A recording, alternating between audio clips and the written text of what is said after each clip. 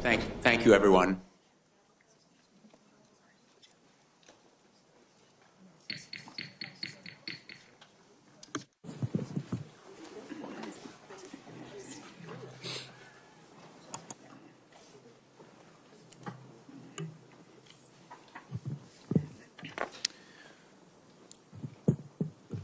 Well, thank you. We are going to go ahead and start this joint hearing, and I want to first begin by welcoming everyone. My name is Robert Garcia, and I'm the ranking member on the House Oversight Committee, and I especially want to thank Senator Blumenthal for his incredible leadership. This is our second joint hearing between our two committees in both, of course, the Senate and the House. And today, of course, we're going to be examining the use of violence in immigration enforcement. And so this is a very important moment for us as a committee, and of course, an important moment for us to understand what is happening across this country. And so we are, of course, excited to be here and understand how important it is for everyone to really understand what's going on at this moment. We're also going to be hearing from a variety of witnesses as well, and we're very grateful to everyone for being here. I want to also just mention that we're going to have members of the Senate as well as members of the House that are be coming in and out to ask questions. And so I want to welcome, of course, our members of the House Oversight Committee. And then, of course, we're going to be having members of the U.S. Senate here as well. I'm going to begin with some opening comments. Then I'm going to turn it over to Senator Blumenthal, who's also going to be introducing two of our first witnesses that are here. We'll be hearing from them in just a minute. Welcome to both of you, of course. And then we'll be going on to questions after the two sets of opening statements. And so we'll go ahead and begin. I want to just note that we're here because the Department of Homeland Security, ICE, and of course, broader agencies across DHS are completely out of control. And because Congress has a responsibility to step in when constitutional rights are being violated.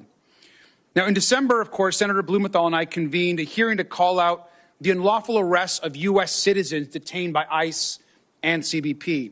And since that time, the violence and the lawlessness has actually escalated. So we're going to continue to hold hearings, and we're going to continue to push back.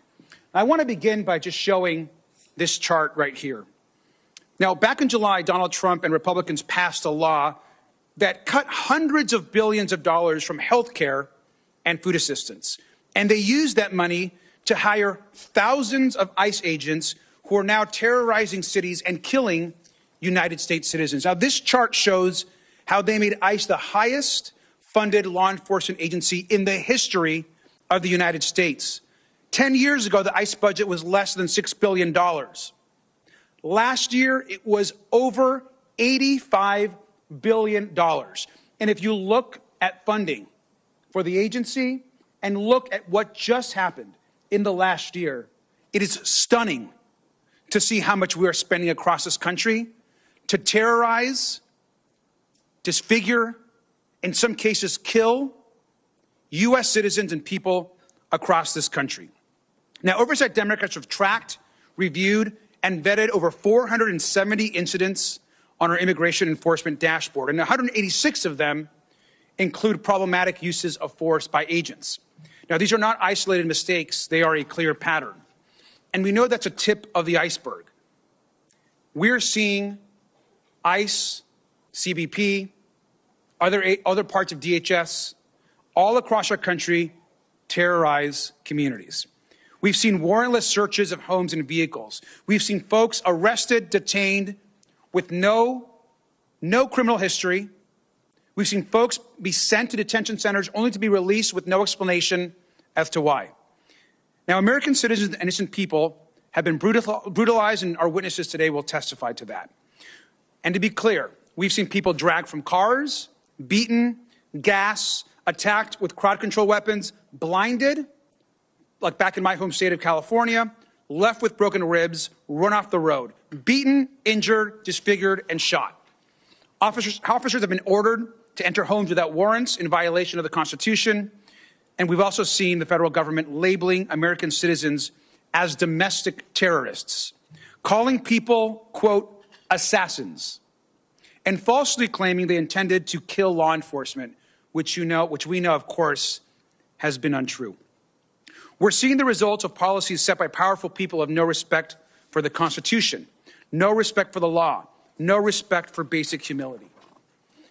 And these folks here, which we know well, Donald Trump, J.D. Vance, Kristi Noem, Stephen Miller, of course, Tom Homan and Greg Bovino, these people, every single one of them, has to be held accountable for the crimes, for the terror, and for the murders that are happening to our own people in this country.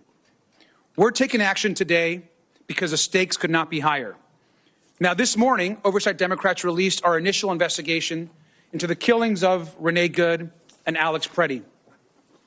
Now, Alex, of course, was a VA nurse who was peacefully exercising his First and Second Amendment constitutional rights before he was pepper sprayed, tackled, disarmed, and then shot repeatedly in the back. Now, Renee Good was a mom who told an officer, which we all have seen on video, "I'm not mad at you." She said, "I'm not mad at you," before she was shot dead. We mourn both of these two Americans today, and we find that these shootings cannot be justified. We also know they were part of a broader pattern of escalating unlawful violence by the Trump administration and DHS to intimidate dissent. Now, this administration then lied about the events and is now obstructing independent investigations to cover up misconduct and deny accountability to the victims and to the public. Our hearing today will build on evidence, not just that we put out in our reports, in our investigation, but the incredible work being done by the Senate, its various committees. And again, I especially want to thank Senator Blumenthal for his leadership of holding these hearings. The stories that we're going to hear today are hard to tell, and they're hard to hear. So I want to thank again our witnesses for the courage and the strength that it takes to be here today.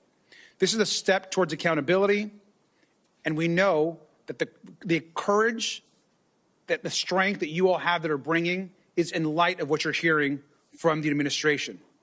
I think it's important for the public to recognize that this administration has lied, has defamed, and has smeared people that have been peacefully protesting. They've weaponized the Department of Justice to silence protesters, observers, and, of course, journalists.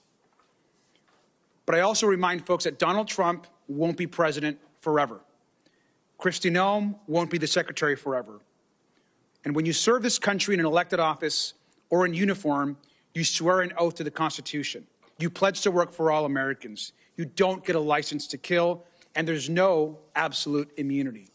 We're going to stand up for the rights of our communities, and we believe strongly that we need to hear the stories of those that are in front of us today. I want to thank our witnesses for the courage, and I want to yield back to our host today, and really the person that's been organizing and leading all of these hearings, Senator Blumenthal. Thank you so much, Representative Garcia.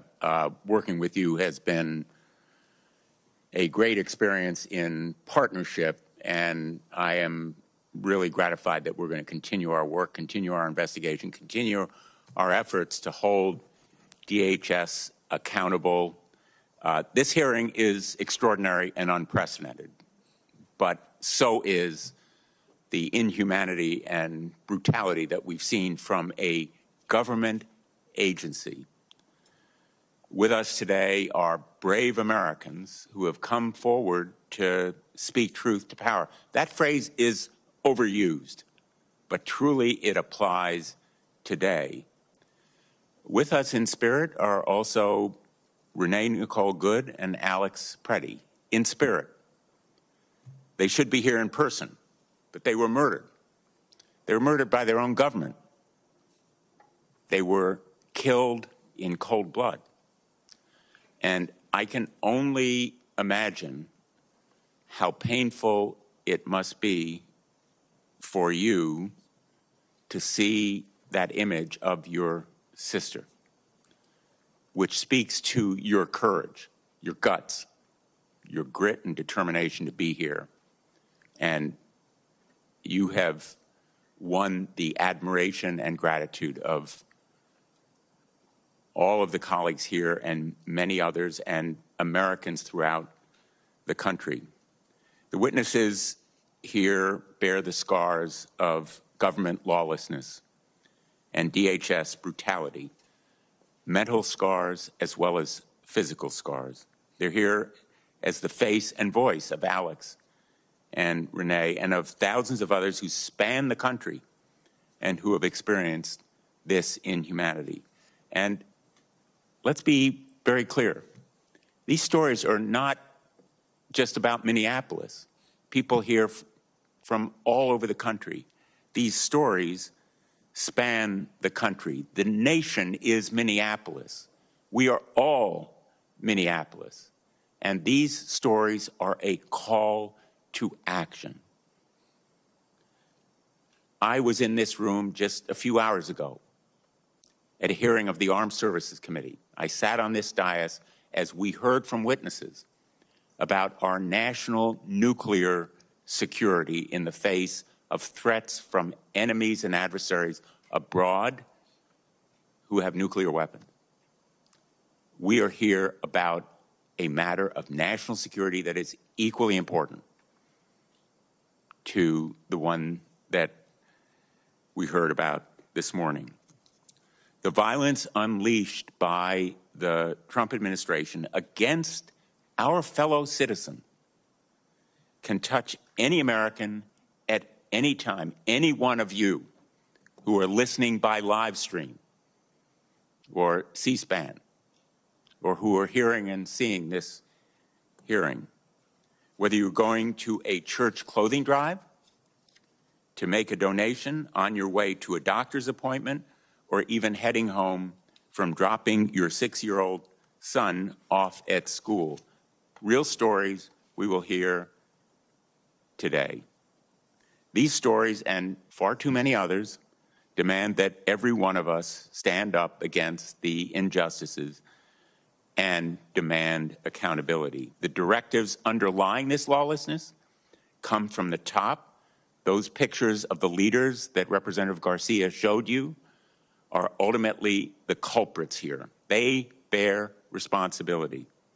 They are the ones who issued the quotas for arrests and detention that are driving the brutality. They are the ones who have issued a policy directive, kept secret until a whistleblower came to me, showing that the acting director of ICE is authorizing agents to break down your door, ransack your home, terrify your children, detain and arrest you, as has happened countless times across the country. The top ranks of DHS are more than complicit. They are the driving force behind this brutality, and they should be held accountable. They've not only directed those actions, but also the lies and misinformation that have been presented to courts in violation of the duties lawyers have to present only the truth to courts. And they have engaged in character assassination against today's witnesses, as well as countless others, including Alex and Renee. We are at a defining moment. It's a moral moment. We are determined to continue to investigate and uncover wrongdoing, but we'll also seek action for accountability and justice. My feeling is that we should demand a complete overhaul, a rebuilding of DHS and the agencies that fall here. These reforms should include body cameras and identification on every officer, masks off at all times, rigorous use of force training and policies, independent investigations into acts of violence, and ongoing monitoring of these agents, a police force that has these kinds of systematic failings would be supervised by a monitor.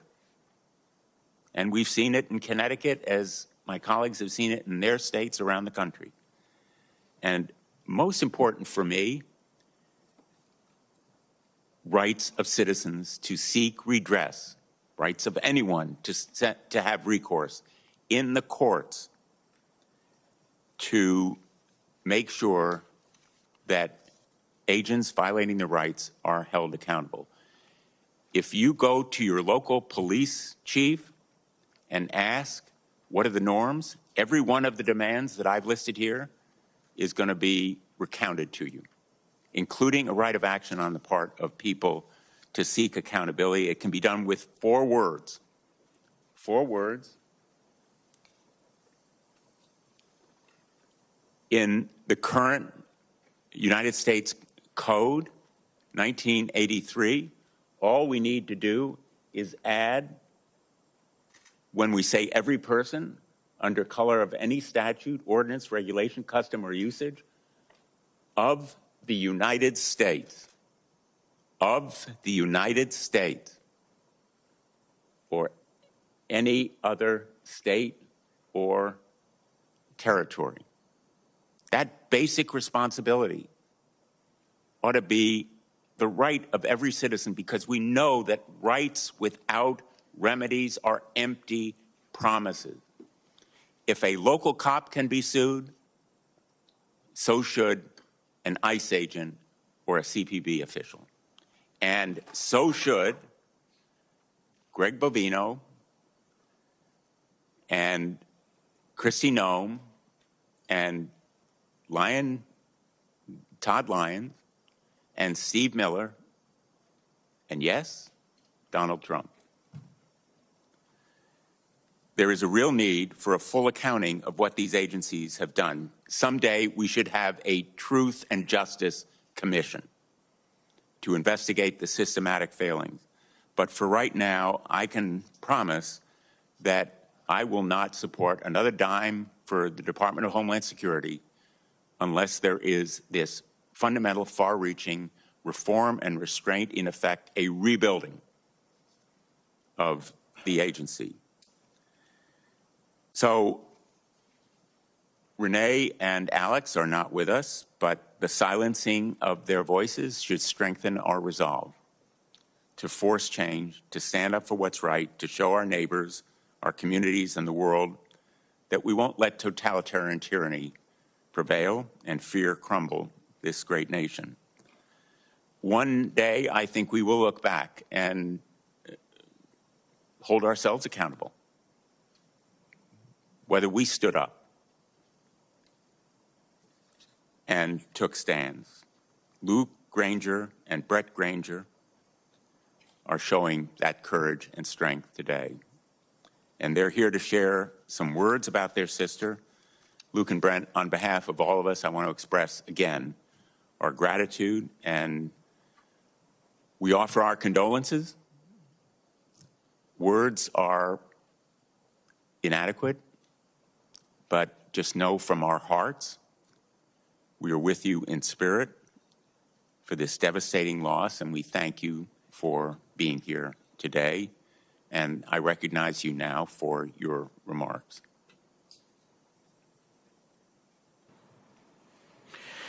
Thank you, Ranking Member Blumenthal and Ranking Member Garcia, and distinguished members of Congress. My name is Luke Ganger, and I'm here with my brother Brent. Renee Good is our sister. We're here on behalf of Nae's big family and those who loved her. We're here to ask for your help. I was talking to my 4-year-old last week when she noticed I was not doing well. I had to come here today and talk to some important people. She knows that her aunt died and that somebody caused it to happen. She told me that there are no bad people and that everyone makes mistakes. She has Nae's spirit. The deep distress our family feels because of Nae's loss is in such a violent and unnecessary way is complicated by feelings of disbelief, distress, and desperation for change. In the last few weeks, our family took some consolation, thinking that perhaps Renee's death would bring about change in our country, and it has not. The completely surreal scenes taking place on the streets of Minneapolis are beyond explanation. This is not just a bad day or a rough week or isolated incidents. These encounters with federal agents are changing the community and changing many lives, including ours, forever. And I still don't know how to explain to my 4-year-old what these agents are doing when we pass by. Our family is deeply grateful for the outpouring of love and support from the community in Minneapolis and from people across the country and around the world. The prayers and words of support have truly brought us comfort, and it is meaningful that these sentiments have come from people of all colors, faiths, and ideals. That is a perfect reflection of Renee, who carried peace, patience, and love for others wherever she went. Our family is a very American blend. We vote differently, and we rarely completely agree on the finer details of what it means to be a citizen of this country. We attend various churches and some not at all. And despite those differences, we have always treated each other with love and respect. And we've gotten even closer during this very divided time in our country. And we hope that our family can be even a small example to others, not to let political ideals divide us, to be good like Renee. But the most important thing we can do today is to help this panel and our country understand who Renee is and what a beautiful American we have lost.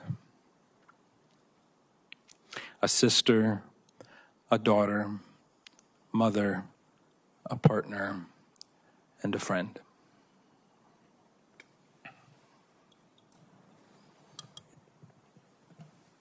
Good afternoon.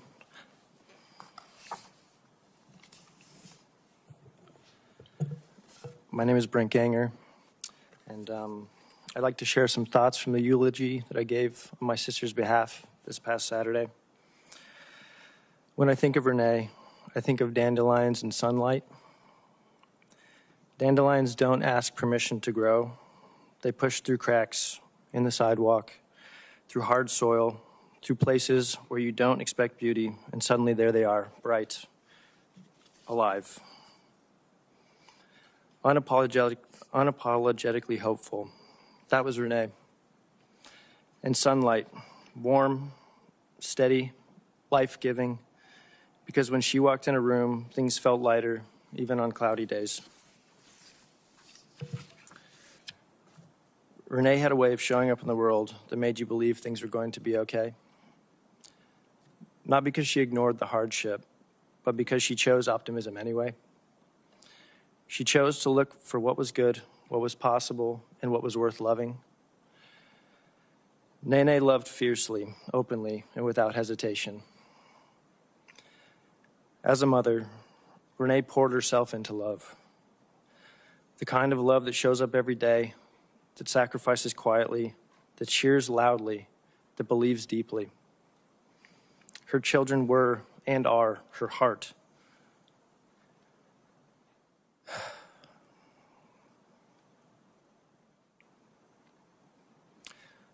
Walking around outside her body.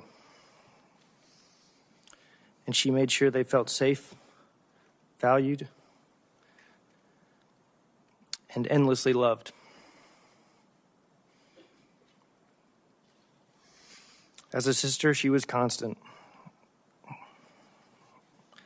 Someone you could lean on, laugh with, or just sit in silence beside. She had a way of making you feel understood, even when you didn't have the words yet.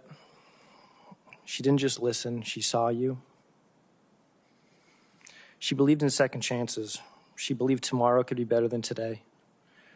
She believed that kindness mattered, and she lived that belief. Even when things were hard, Renee looked for the light. And if she couldn't find it, she became the light for somebody else. It was the excessively ordinary things that made Renee so beautiful. There are billions of people who now know her name, and it would be so easy to fall into the false belief that great heroic things are required to overcome difficult things in the world. But as Tolkien wrote, it is the small, everyday deeds of ordinary folk that keep the darkness at bay, small acts of kindness and love.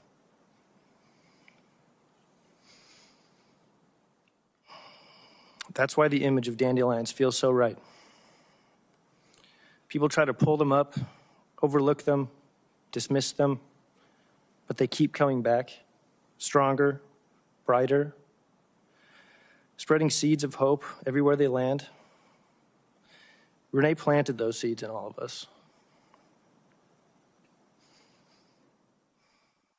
In her children,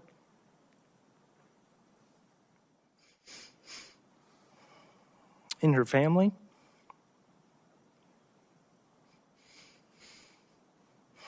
in friends, coworkers, and people who maybe didn't even realize they needed her light at the time.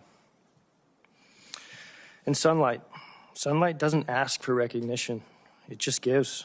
It warms, it nurtures, it helps things grow. Renee did that for us. She helped us grow. She helped us believe in ourselves. She helped us see the good, even when life felt heavy. Renee is not gone from us. She's in the light that finds us on hard days. She's in the resilience we didn't know we had until we needed it. She's in the laughter, the memories, the love that continues to grow. Like dandelions, like sunlight, and like Renee. Thank you. Thank you. Thank you, Brent and Luke, for that really powerful appeal to the nation's conscience. And I hope to our colleagues on both sides of the aisle, and I hope that all of our colleagues will join in seeking the action that you just described that is so important, not just as a tribute to your sister, but as a way to prevent the kind of lawless brutality that caused her death, literally murder. So thank you for being here today. We are going to now have the second panel come forward and excuse the first.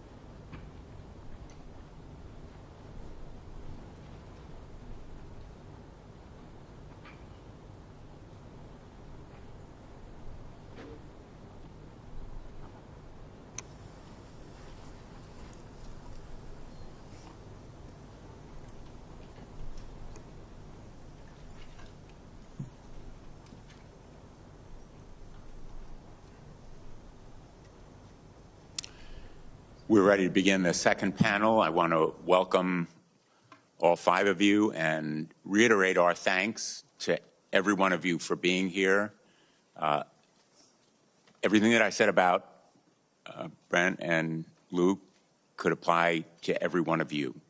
Your courage and your strength enable us to move forward, to seek action, to appeal to the conscience of our country. We're fortunate to be joined today by Antonio Ramanucci. Mr. Ramanucci is an attorney representing the family of Renee Nicole Good. He has extensive experience representing victims of policy violence, including the family of George Floyd. Marimar Martinez is an American citizen, resident of Chicago. She is here to share her experience of being shot 5 times by Customs and Border Protection agents in Chicago this past October. Alia Rahman is an American citizen and resident of Minneapolis. She is here to share her story of being violently stopped and detained by immigration agents while on her way to a doctor's appointment just 3 weeks ago. Martin Daniel Rascon, known as Daniel, I believe. He is an American citizen and resident of San Bernardino, California. Mr. Rascon is here to share his story of being fired at, shot at, by an immigration agent while traveling in a vehicle with family members last year. Finally, on our panel, Steph Stoughton.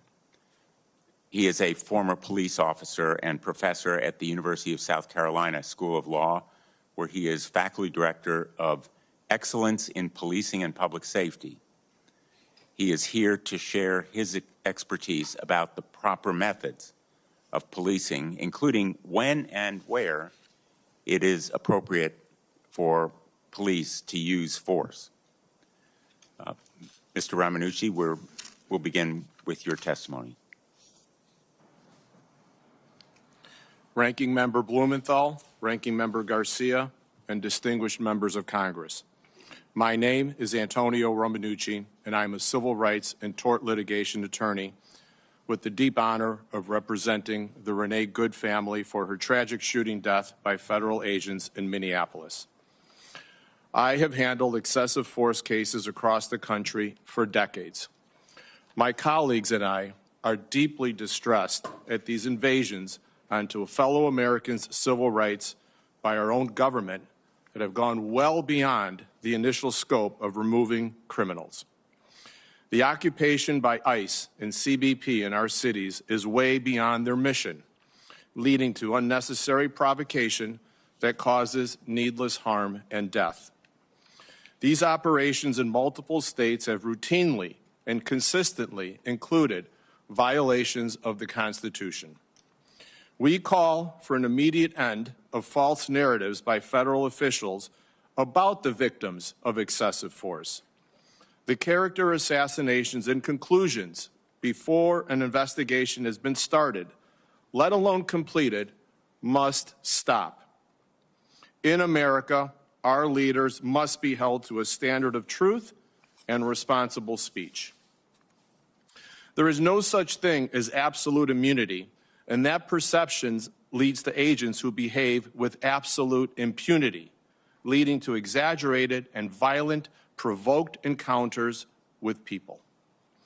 This is an unprecedented and deeply unsettling time, and the roadmap to navigating this national crisis lies within this august body. My job today will be to share information about the process to hold federal officers accountable for actions we believe are violations of constitutional rights in the face of other investigative bodies failing to do so. In Renee Good's civil case, our team has promised to provide transparency about what happened to her as we continue our independent investigation in an aggressive way, but also in a moral and ethical manner. We want to be the voice of reason for the country that wants to understand and deserves the facts. For example, we wrote and shared a letter to relevant federal agencies asking for responsible handling and preservation of evidence such as Renee's vehicle, records of the agent's declared injuries, his cell phone, and any statements he made about the use of force and protesters. At the family's request, we conducted an independent autopsy of Renee's body so we could better understand her injuries and her experience in those final moments. And we released some of those high-level results, again, to provide transparency and truth to Americans. And lastly, we are providing information to the public on reasonable policing policies and practices so people can view the video of Renee's death through that lens.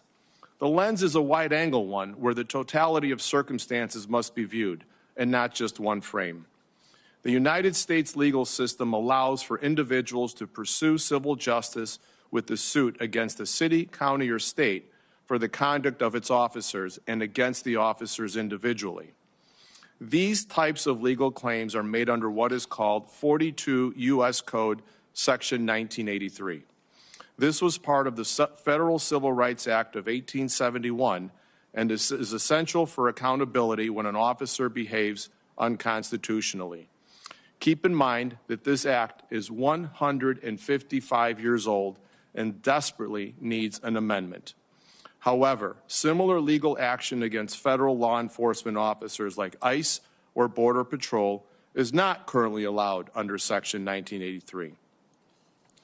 There is a current possible path of civil recovery through the Federal Tort Claims Act, or FTCA, but this is challenging.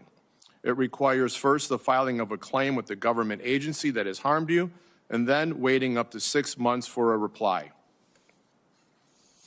Our current paradox is that America should not require the permission of the federal government to sue the federal government for cases like Renee Good or Alex Preddy. If the government must give you permission to seek accountability for violation of constitutional rights, then your rights are just words on paper. There is a legislative remedy to this paradox. At the state level, Minnesota and other states can pass bills making it a state law to violate constitutional rights. In Illinois, we did this by signing House Bill 1312. Congress can remove this roadblock to federal accountability by amending Section 1983 and adding 4 words, as you, Senator Blumenthal, pointed out, so federal officers can be sued civilly if their conduct merits it. The current language spells out that state, county, and municipal law enforcement can be sued, and Congress would only need to add the words "or the United States" to the list of governments whose officers could be brought to civil justice. It's that simple. I'm urging you to consider this amendment and fix a 155-year-old problem. The current path to hold federal officers accountable is narrow and an uphill climb, and that will not deter us in the Renee Good case.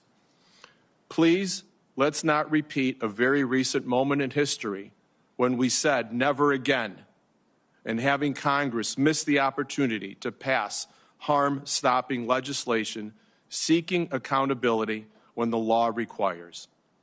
I thank you. I thank this esteemed panel for your commitment to the truth, American values, and of course, our Constitution. Thank you. Ms. Martinez. Thank you. Thank you for having me here. Before I begin, I would like to take a moment to express my gratitude. Thank you, Chairman, for giving me the opportunity to be here today, for taking the time to hear my testimony. I give thanks to God. He has been a constant presence in my life and the source of my strength. Without him, I wouldn't be here standing. I am a living testimony of his grace. Sincerely, thank you, everyone who has kept me in their thoughts and prayers and who has supported me since day one. From the parents at my school to my neighbors, to my family and friends, strangers near and far, from Mexico to Colombia, thank you all from the bottom of my heart. Esto es para toda mi gente inmigrante.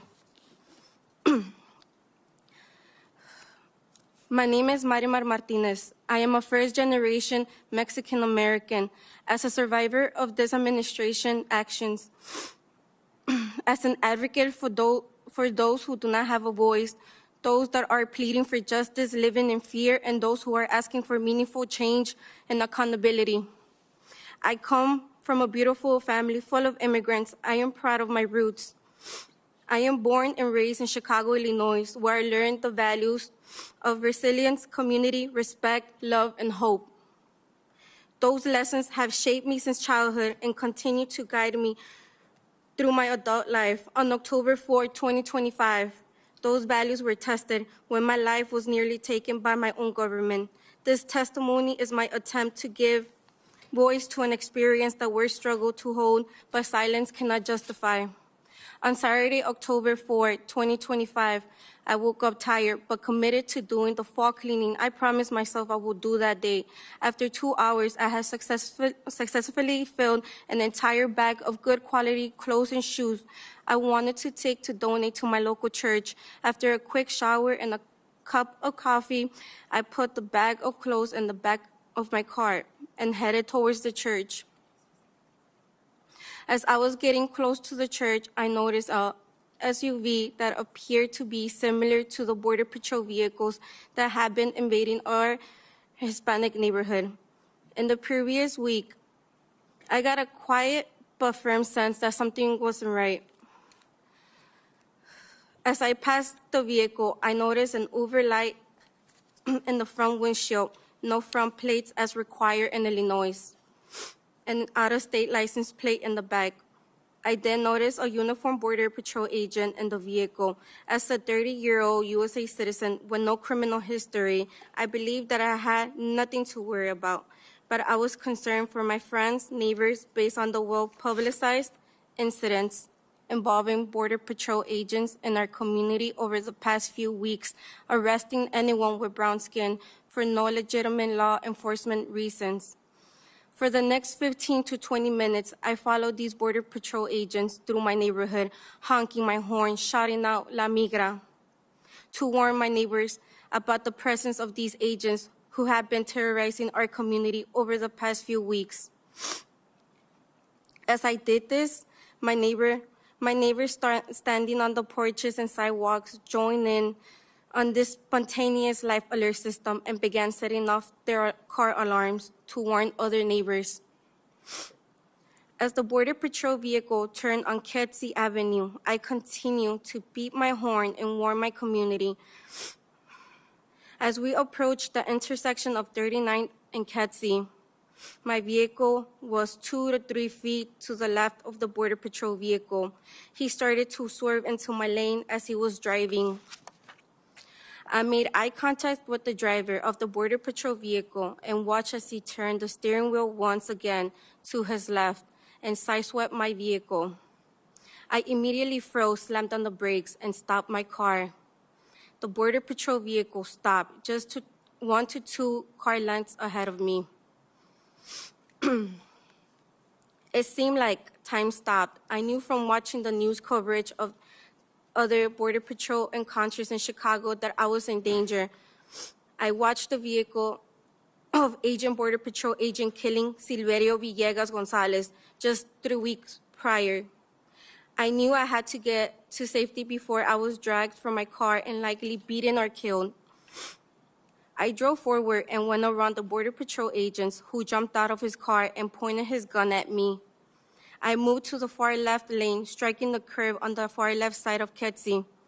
The next thing I knew, I felt a burning sensation in my arms, legs, and that I had been shot by pepper balls, which I also seen these agents fire at people in our community. As I continued to drive past the Border Patrol agents, I could hear my back passenger window shatter, and I felt bullets continue to pierce my body. As I attempted to drive to a safe location, I began to feel lightheaded. I looked down and I noticed blood gushing out of my arms and legs, and I realized I'd been shot multiple times. As I became lightheaded, I became worried I would pass out and endanger other drivers on the road. I managed to drive a mile from where the incident happened, and I pulled into a parking lot of a mechanic shop, and I called 911. I told the 911 operator that Border Patrol agents had just shot me and I needed help. I recall some of the workers from the shop sitting me down in a chair as I was waiting for help, but I was losing this battle. I saw my life flash before me and slowly began to think this was the end for me. And before losing consciousness, the next thing I remember is the EMT putting me on a stretcher, taking me to the hospital. At the hospital, I remember seeing multiple agents standing around, watching me be treated for my wounds. My arms, legs, and chest were all wrapped in bandages. I had 7 bullet holes in my body. I remember the agents rushing the nurses to finish up so they could take me with them. I still felt dizzy. I was not able to fully process what had happened to me. After being at the hospital for less than 3 hours, I was discharged from the hospital and took custody of the FBI. As we left the hospital, I was escorted out through the back in a wheelchair. I observed over dozens of Border Patrol agents waiting outside the hospital. One of the agents came up to me with his cell phone and took a photograph of me. It was the same agent who had previously kept coming in and out my room, and I had to repeatedly tell him to leave. I told him I did not consent for him to photograph me, but he did not care. It still haunts me that this agent has my photo on his phone. Was this the agent that shot me? Was this a trophy for him? I was next taken to the FBI building for further processing because they rushed me out of the hospital so quickly the blood started soaking through the bandages. I heard the agents talking about how the jail will not accept me in this current condition. I begged the agents to take me to a different hospital to give me proper medical care. Seeing me stand in a pool of my own blood, they were concerned about my health. One of the kind FBI agents brought a bag of additional bandages and worked quickly to pour more dressings over my bloody bandages. The FBI agents agreed to take me to a different hospital where my wounds were treated again, and I received additional medical care before being released back into law enforcement. Before being released back to law enforcement custody the following day. The agents took me from the second hospital to the federal detention center in downtown Chicago. I had never even had a parking ticket before, and now I was sitting in federal detention center just for being the victim in a minor traffic accident. Things were surreal.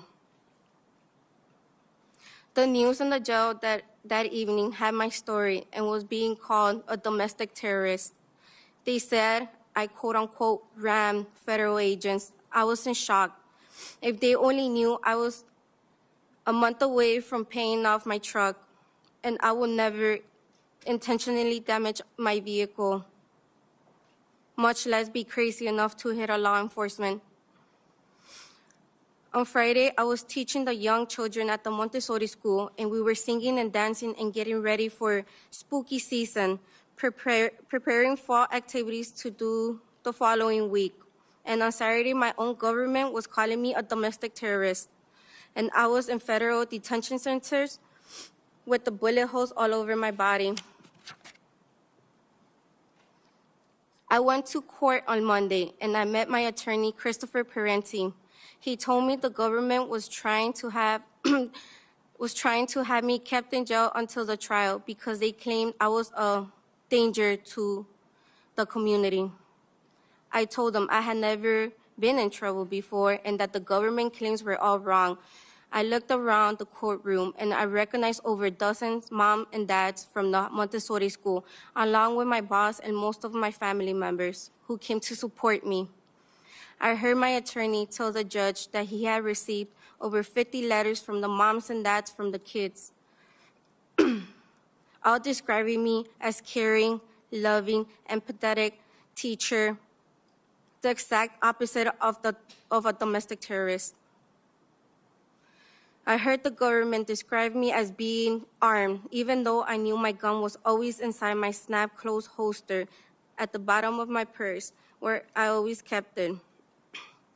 The prosecutor told the judge there was no allegation that I have took the gun out my purse, but that did not stop DHS from continuing to say I was armed. During this incident, my attorney explained to the judge that I have a valid concealed carry license and that as a young woman living in Chicago, I carry a gun to protect me from danger. Thankfully, the judge quickly denied the government's detention request and released me on bond that day. Over the next 6 weeks, everything was surreal. I continued to work and teach my children, but knowing that I was under federal indictment and facing felony charges and potentially years in federal prison over a minor car accident where the other driver was at fault and attempted to kill me was terrifying. There was times where I did not believe this was all real, and then I would touch my bullet wounds and knew it was certainly real. Imagine waking up every morning, reliving this trauma. I would go to work each day to take care of my children. I knew my attorney was hard at work and exposing the lies of eyes.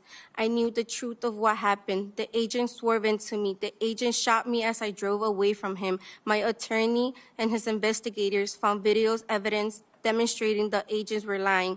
And I knew that no press release or tweet could ever trump the power of the truth.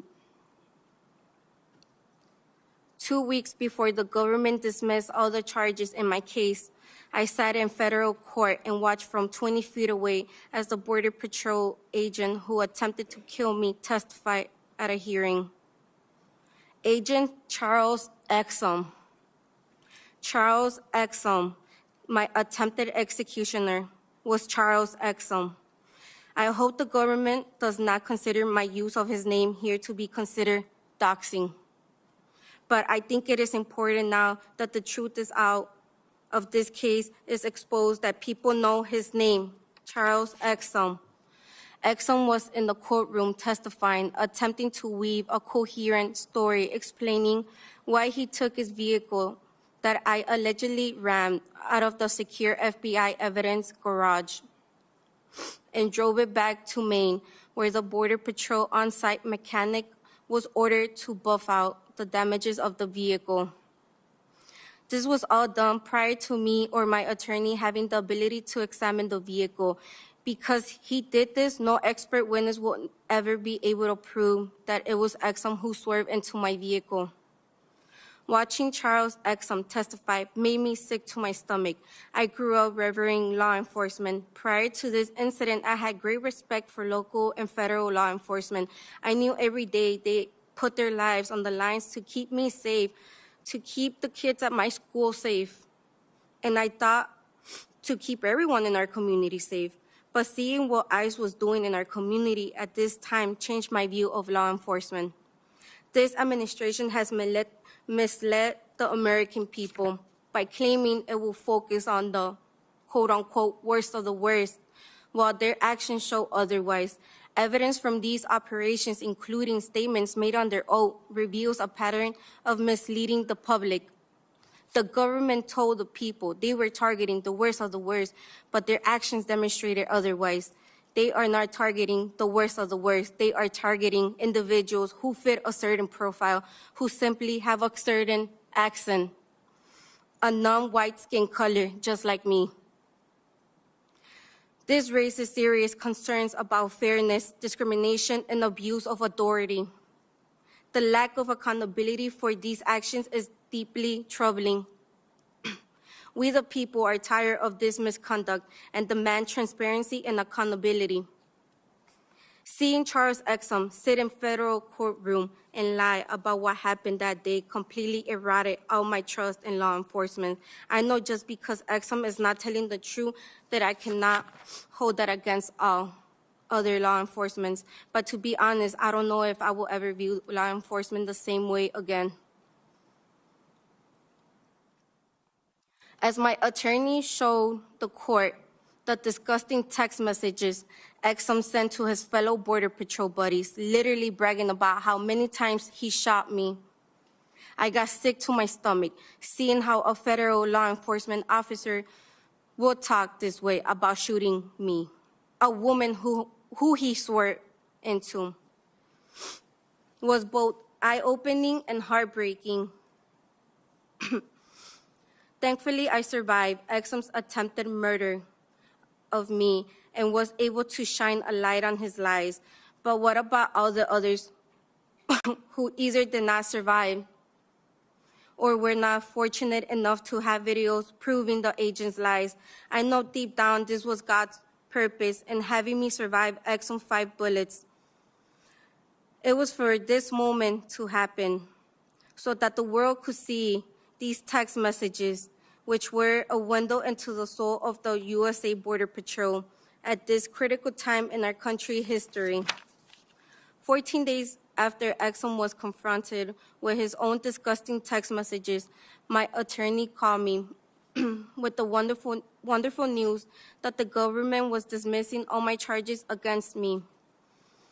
We showed up in court later that day, and some of the same parents from the Montessori school who came to support me at my arraignment were there again, this time with tears in their eyes as they heard Judge Alexakis tell me I was free to go and the charges were dismissed with prejudice. I have learned that surviving the physical wound was only the beginning of this long and painful journey. The real battle started after. In the weeks that followed, I thought I would feel great, but still struggle. I struggle with the memories of the day, the initial swerving into me by Agent Exum, the shots ringing out, and the burning sensation as the bullets ripped through my skin and body. The images of the puddles of blood dripping from my dressings, listening to FBI agents arguing about whether the jail will accept me in this condition. Later in federal prison, staring out through a small window looking out into Clark Street. As I struggle every day with the physical pain and the suffering, I cannot close my hand yet to hold the pen.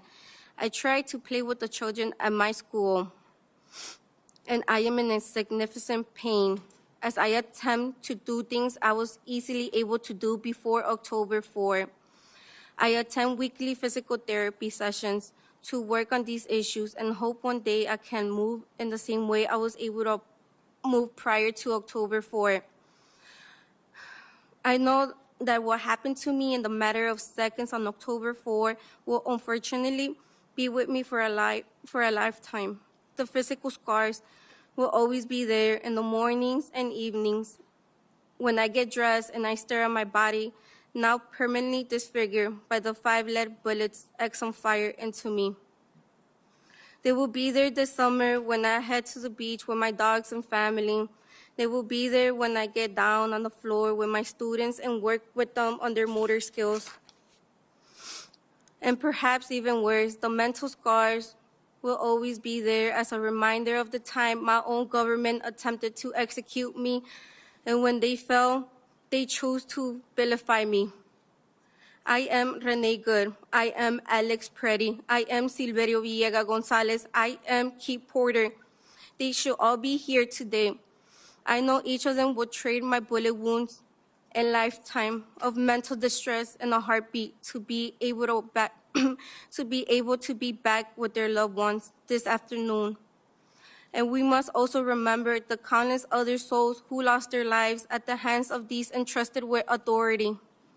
I know that by being a survivor, it is my duty to be here today to let you elected officials know what is happening on the streets of our country, because silence is no longer an option. This needs to stop now. Why do we continue to wait for more public executions when we have already seen the evidence in our TVs and computer screens?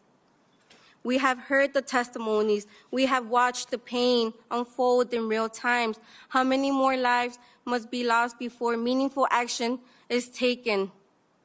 The United States is and will always be a country of immigrants, built by immigrants. We are a country of love and tolerance. This is the land of the free, the land of the opportunity, and the great nation that people around the world aspire to call home. And prior to this recent war on immigrants, we were a country where law enforcement acted lawfully and appropriately, with respect of all human life. I am happy to see people of different nationalities speak up. This is the spirit of love, unity, and courage. This will make America great. I am asking you today, pleading with you, to please help bring back the America I grew up loving and idolizing. In America that values human dignity, protects life, and lives up to the ideals our founding fathers proudly proclaimed. If there's no justice for the people, let there be no peace for the government. Thank you for your time. Thank you, Ms. Martinez, Ms. Rahman. And I'm going to suggest to the witnesses that we stay to 5 minutes because we're running a little bit behind. Thank you.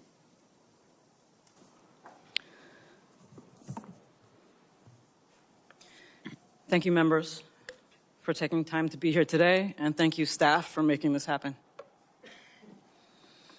My name is Alia Rahman, and I am a resident of South Minneapolis. I'm a Bangladeshi American, born in northern Wisconsin, and I'm a disabled person with autism and a traumatic brain injury. Not all autistic brains do this, but mine fixates on sounds, numbers, and patterns. And while what the world saw happen to me exactly 3 weeks ago today on video was a terrible violation, it is still nothing compared to the horrific practices I saw inside the Whipple Center.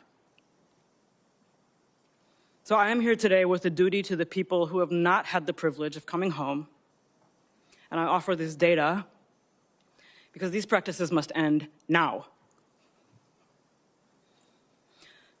On January 13th, on the way to my 39th appointment at Hennepin County's Traumatic Brain Injury Center, I encountered a traffic jam caused by ICE vehicles and no signs indicating how to get around it. I had not wanted to pull into a blocked, chaotic intersection, but verbally agreed to do so and rolled down my window after an agent yelled, "Move! I will break your effing window!" His first instruction. Agents on all sides of my vehicle yelled conflicting threats and instructions that I could not process while watching for pedestrians. Then the glass of the passenger side window flew across my face. I yelled, "I'm disabled," at the hands grabbing at me, and an agent said, "Too late." I felt immersed in a pattern, and I thought of Genoa Donald, an autistic black man killed by police during a traffic stop in 2021. I remembered Mr. Sliberio Villa Gonzalez, who was killed by ICE in his vehicle last year. An agent pulled a large combat knife in front of my face, which I thought was for cutting me, and later learned was used to cut off my seatbelt. Shooting pain went through my head, neck, and wrists when I hit the ground face first and people leaned on my back. I felt the pattern, and I thought of Mr. George Floyd, who was killed 4 blocks away. I was carried face down through the street by my cuffed arms and legs while yelling that I had a brain injury and was disabled. I now cannot lift my arms normally. I was never asked for ID, never told I was under arrest, never read my rights, and never charged with a crime. Approaching the Whipple Center, I saw black and brown bodies shackled together, chained together, being marched by yelling agents outdoors. I continue to hear the word bodies because that is how agents refer to us. We're bringing in a body. They're bringing in bodies, 7, 8 at a time. Where do I put them? We can't use that room. There's already a body in there. You have no reason to believe you will make it out alive if you are already being called a body. Agents repeatedly had to stop and ask how to do tasks. I received no medical screening, phone call, or access to a lawyer. I was denied a communication navigator when my speech began to slur. Agents laughed as I tried to immobilize my own neck. I asked for my cane and was told no, pulled up my arms and prodded forward in leg irons by agents laughing and saying, "Walk, you can do it, walk." Agents did not know if the facility had a wheelchair. When I was finally placed in one to be taken to interrogation, an agent taunted, "You were driving, right? So your legs do work." I pleaded for emergency medical care for over an hour after my vision had become blurry, my heart rate went through the roof, and the pain in my neck and head became unbearable.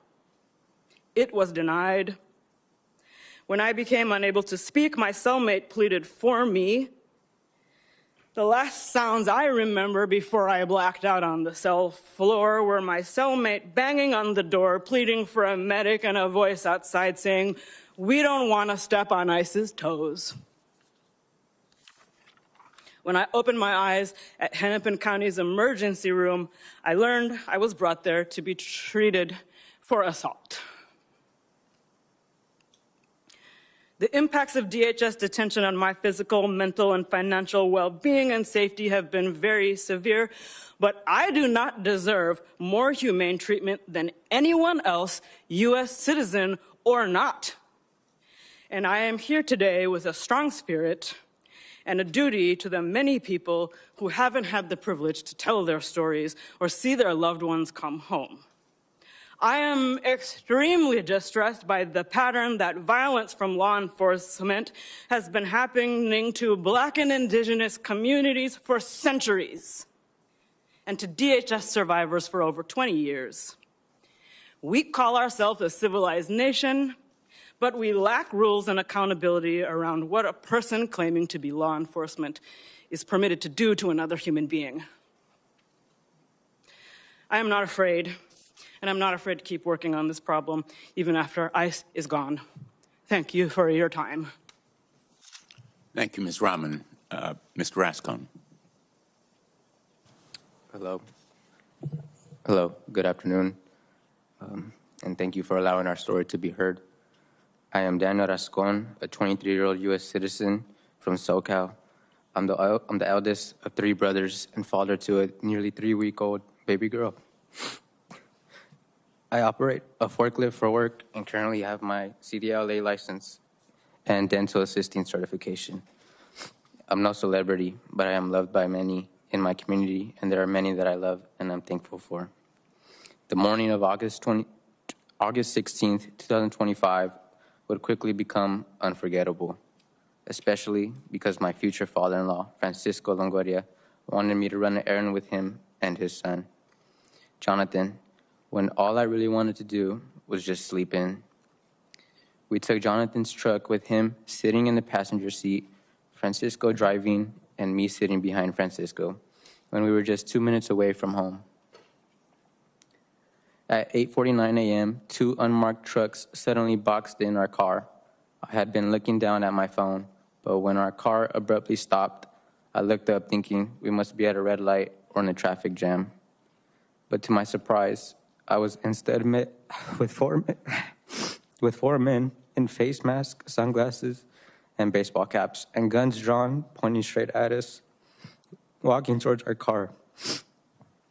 These 4 men then tried forcing their way into our car by pulling on the handles, pounding on the windows, and yelling at us to roll down the windows, all while failing to answer our repeated requests for their identification and what they wanted. I did not know who these men were. They were refusing to identify themselves, and the only thing I felt I could do I could control was capturing this event by recording it on my cell phone. There were two men on either side of the car, and they were not wearing any uniform. I could not tell who these men surrounding our car with guns were. We again asked them to show identification and why they were approaching us with so much aggression. Only seconds after they started pounding on the windows, one of the men broke the driver's side window, punched Francisco in the face, and began reaching into the car. At the same time, a man on the other side of the car broke the passenger window where Jonathan was sitting and began reaching into the vehicle. They shattered the windows, and in that moment, the whole world felt like it was the size of the inside of our pickup. And we were sitting in harm's way with nothing to do but record the horrifying experience. Terrified for our lives, Francisco bravely drove straight through the only open pathway down the street, hoping to be driving towards safety, when we were instead met with gunfire. After we had passed the men, one of the four men attempted to murder us after we passed by, as he fired and made contact with the passenger side of our car multiple times. I will never forget the fear and having to quickly duck my head as the shots were fired at the car. Any one of those bullets could have killed me or two people that I love. We narrowly escaped as pieces of glass fell on our heads as we drove down the bumpy road. 3 minutes changed our lives forever. The incident began at 8:49 a.m. and we were home by 8:52 a.m. We left home that morning with the truck in good condition, but we returned home with the,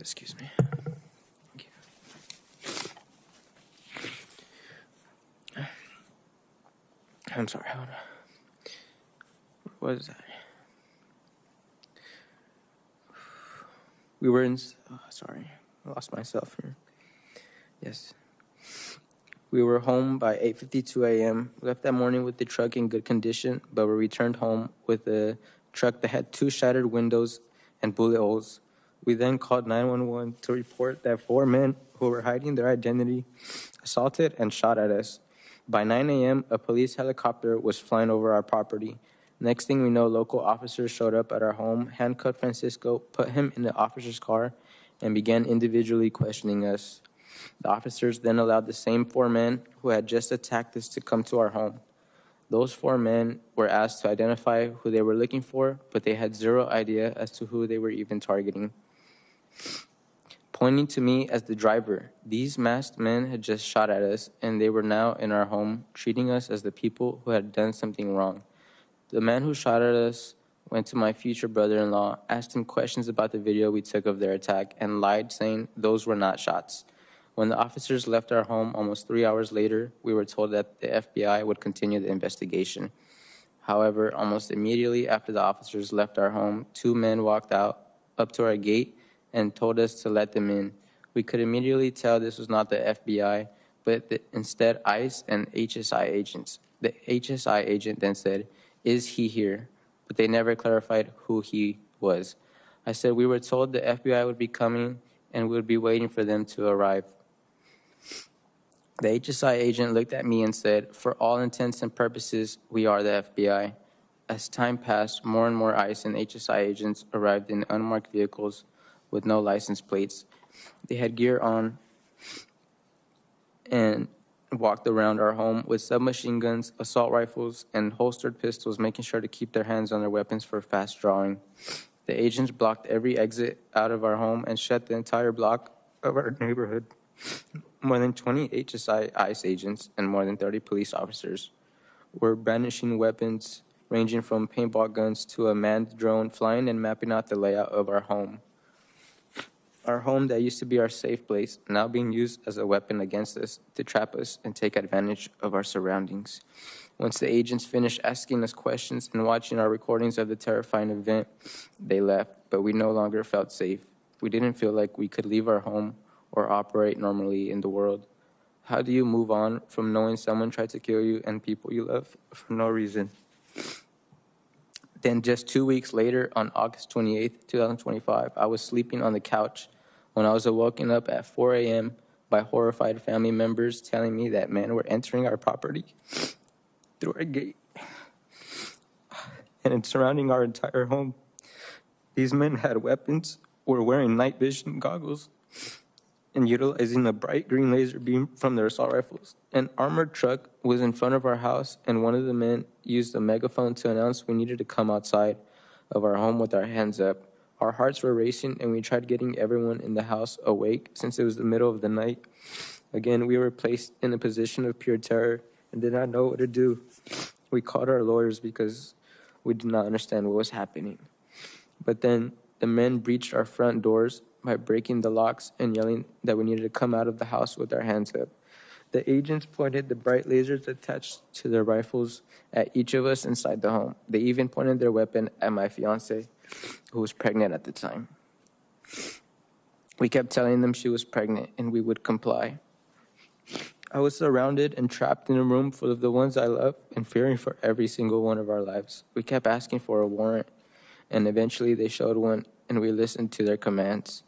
Francisco was in his sleeping attire, and we begged them to allow us to give him a shirt and socks since it was cold outside, and we did not know where they were taking him or what they would do to him. We then watched as they took him away, breaking our hearts. Eventually, Francisco went in front of a federal judge who validated that the incident was scary to watch from the recording inside our vehicle. Despite the lies and misinformation given by the agents, the judge believed our truth, and eventually the federal charges were dismissed. However, Francisco was taken to immigration custody and held for 3 months, where he had to endure horrible conditions. Months later, Francisco was released on bond and able to witness the birth of his first grandchild, my daughter. Yet our fight for justice is not over. We will carry this incident with us forever. Thank you, Senator Blumenthal and Senator Garcia. Thank you very much, Mr. Rascon. Mr. Stoughton. Thank you. Thank you, Senator Blumenthal, Representative Garcia, members and staff. My name is Seth Stoughton. I'm a law professor at the University of South Carolina, faculty director of the Excellence in Policing and Public Safety program there. My comments today are my own and do not necessarily reflect the views of my employer. I've spent the last 13 years studying policing and also as a former police officer. This administration's approach to immigration enforcement falls far short of professional norms. This is not policing. This is not normal. And this is neither professionally nor democratically acceptable. I want to be clear that my comments are not about federal immigration policy. Reasonable people can disagree on policy and yet still agree with something more fundamental, that any enforcement must be performed professionally, legally, and safely. That's not what we see right now. Instead, we see a lack of interagency collaboration or even basic communication, reducing both efficiency and public trust. We see poor tactics that put community members and federal agents themselves in unnecessary danger. And we see profound failures of leadership after critical incidents that never should have happened. With regard to interagency collaboration, federal law enforcement has partnered with state and local agencies for generations. Highly targeted police efforts have long been known to be the most effective approach to enforcement, but they depend heavily on local knowledge, relationships, and expertise that federal agents lack. Today, we see federal immigration authorities simply ignoring established channels of communication, demanding state and local agencies blindly comply with federal priorities in contravention of the basic tenets of federalism. We see federal immigration authorities sending agents who appear to have no connection with, insight into, or even basic concern for the communities they are in. Having deprived themselves of a scalpel, federal officials have fallen back on the hammer, using dragnet-style enforcement tactics that are demonstrably overbroad. According to government data, more than half of ICE detainees have no criminal record, and only a very small percentage have been convicted of any violent crime. We see similar departures from established professional norms when it comes to what immigration officials are doing in the field. Professional policing depends on clear identification, including uniforms, badges, and, in most cases, visible faces. Thank you. That reduces the risk of tragic misidentification, both blue-on-blue shootings and defensive violence by confused citizens. By contrast, recent federal operations have involved officers in plainclothes and masks, sometimes refusing to identify themselves even when asked, leading to dangerous confusion. Among other things, local officers have responded to kidnapping and shooting progress calls. In one incident, a local officer drew his weapon on a motorist that he saw pointing a gun at someone else, only to later learn that that motorist was an ISIL. Professional policing also depends on sound tactics to keep officers and community members safe. This includes, among other things, attempting to de-escalate passively non-compliant subjects, such as those who fail to exit their vehicles when initially commanded to do so. But we see federal agents rushing vehicles, prying on door handles, and breaking windows within seconds of initiating an encounter. This is substantially more likely to scare a non-compliant subject into actively attempting to escape potential assault. Good tactics include preemptively avoiding the risk of being struck by a vehicle by not stepping in front of vehicles. But we see federal agents taking and maintaining positions in front of vehicles. Good tactics include not shooting at moving vehicles, a practice professional policing has constrained for decades, both because it is unlikely to actually stop the vehicle from moving and it can create an unguided missile. There have been at least 10 instances of federal immigration officials doing exactly that in the past few months. We've also seen uses of force that appear on their face to be deeply problematic or simply outright excessive. An agent in Cicero, Illinois, deploying pepper spray into the window of a moving vehicle with a toddler inside. An agent in Chicago, who from a position on a nearby roof shot a minister who was standing on the sidewalk below in the head with pepper balls. And agents in Minneapolis, New York, Los Angeles, and elsewhere shoving people to the ground, including some people who appear to have no idea that they are even being approached by agents, to say nothing of the stories you've already heard from other witnesses today. When the actions of the law enforcement officer results in the loss of life, and we've seen it most recently with the killings of Renee, professional policing should follow a disciplined protocol, conduct a thorough investigation while sharing what is known, identifying what is unknown, and avoiding speculation. Competent leaders know that premature narratives can contaminate investigations and corrode trust.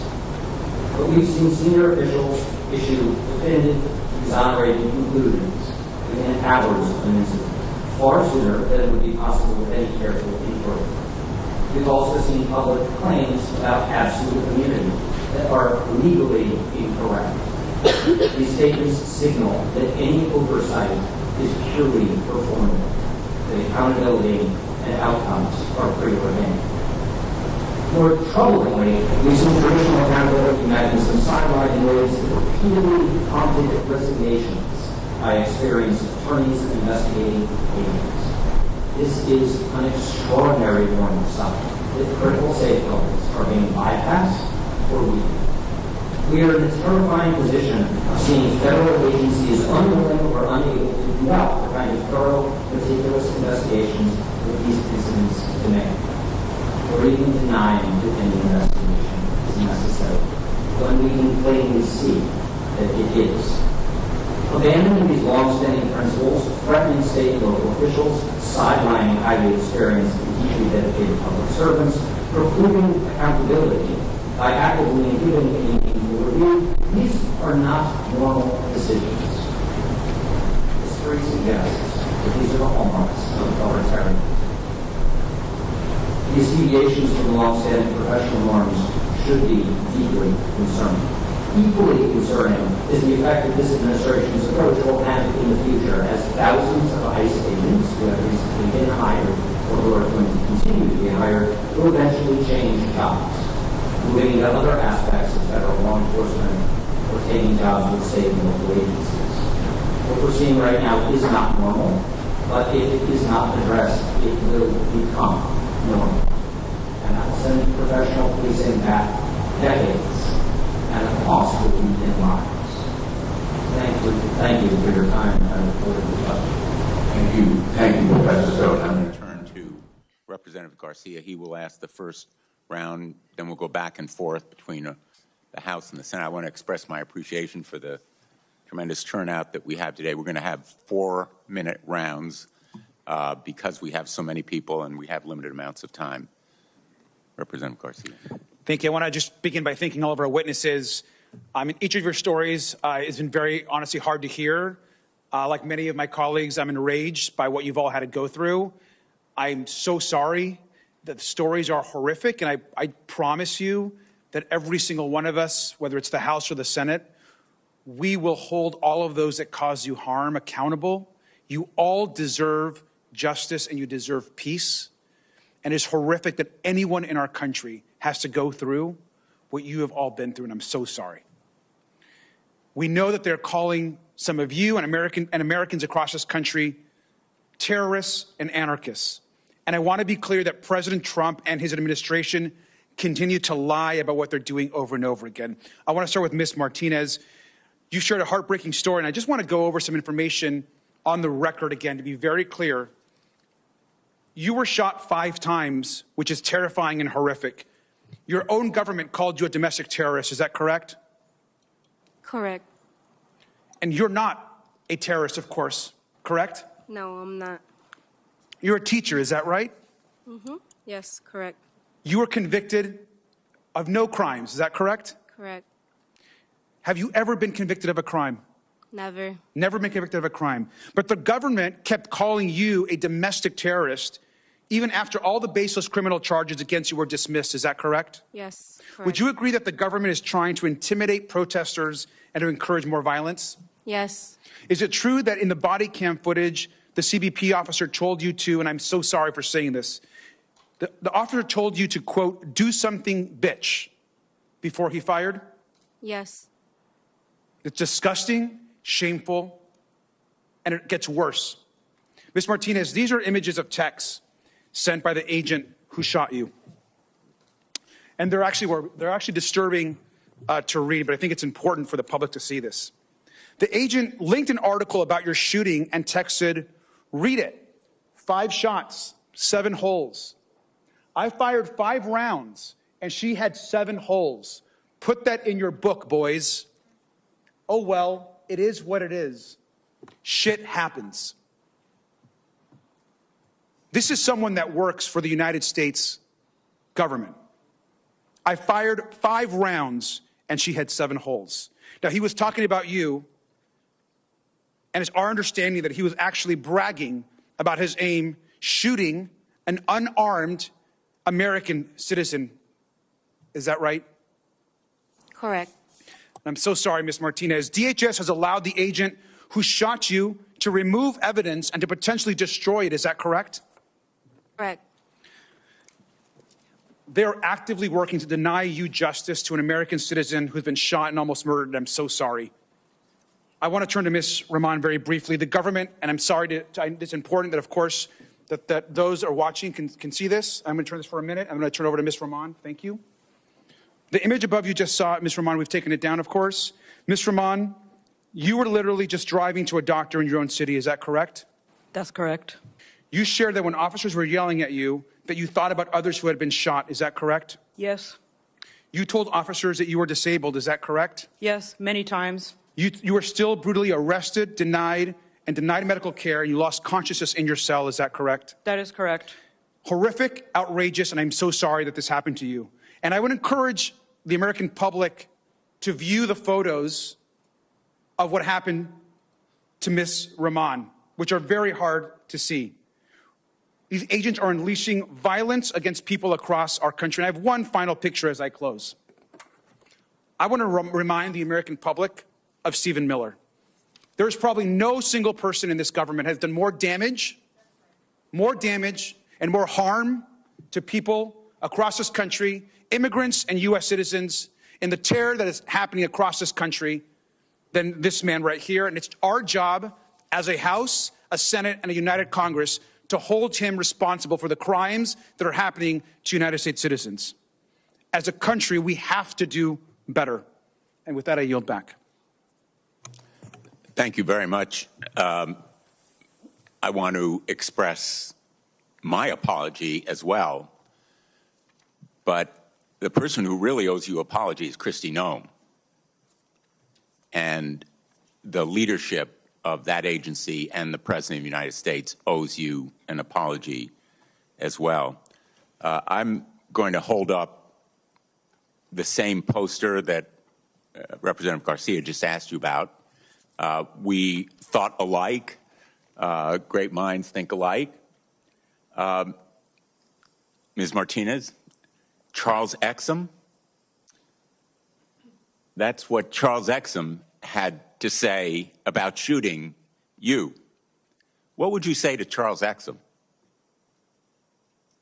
That I hope that he never goes through this pain again. I mean, I hope that him and his family never goes through this pain that what me and my family, we went through. Well said. What I would say to him is, have you no sense of decency? Have you no sense of shame? Empathy. And I would say the same to Kristi Noem and to all at DHS responsible. Because what this poster shows is that those DHS agents made our streets less safe.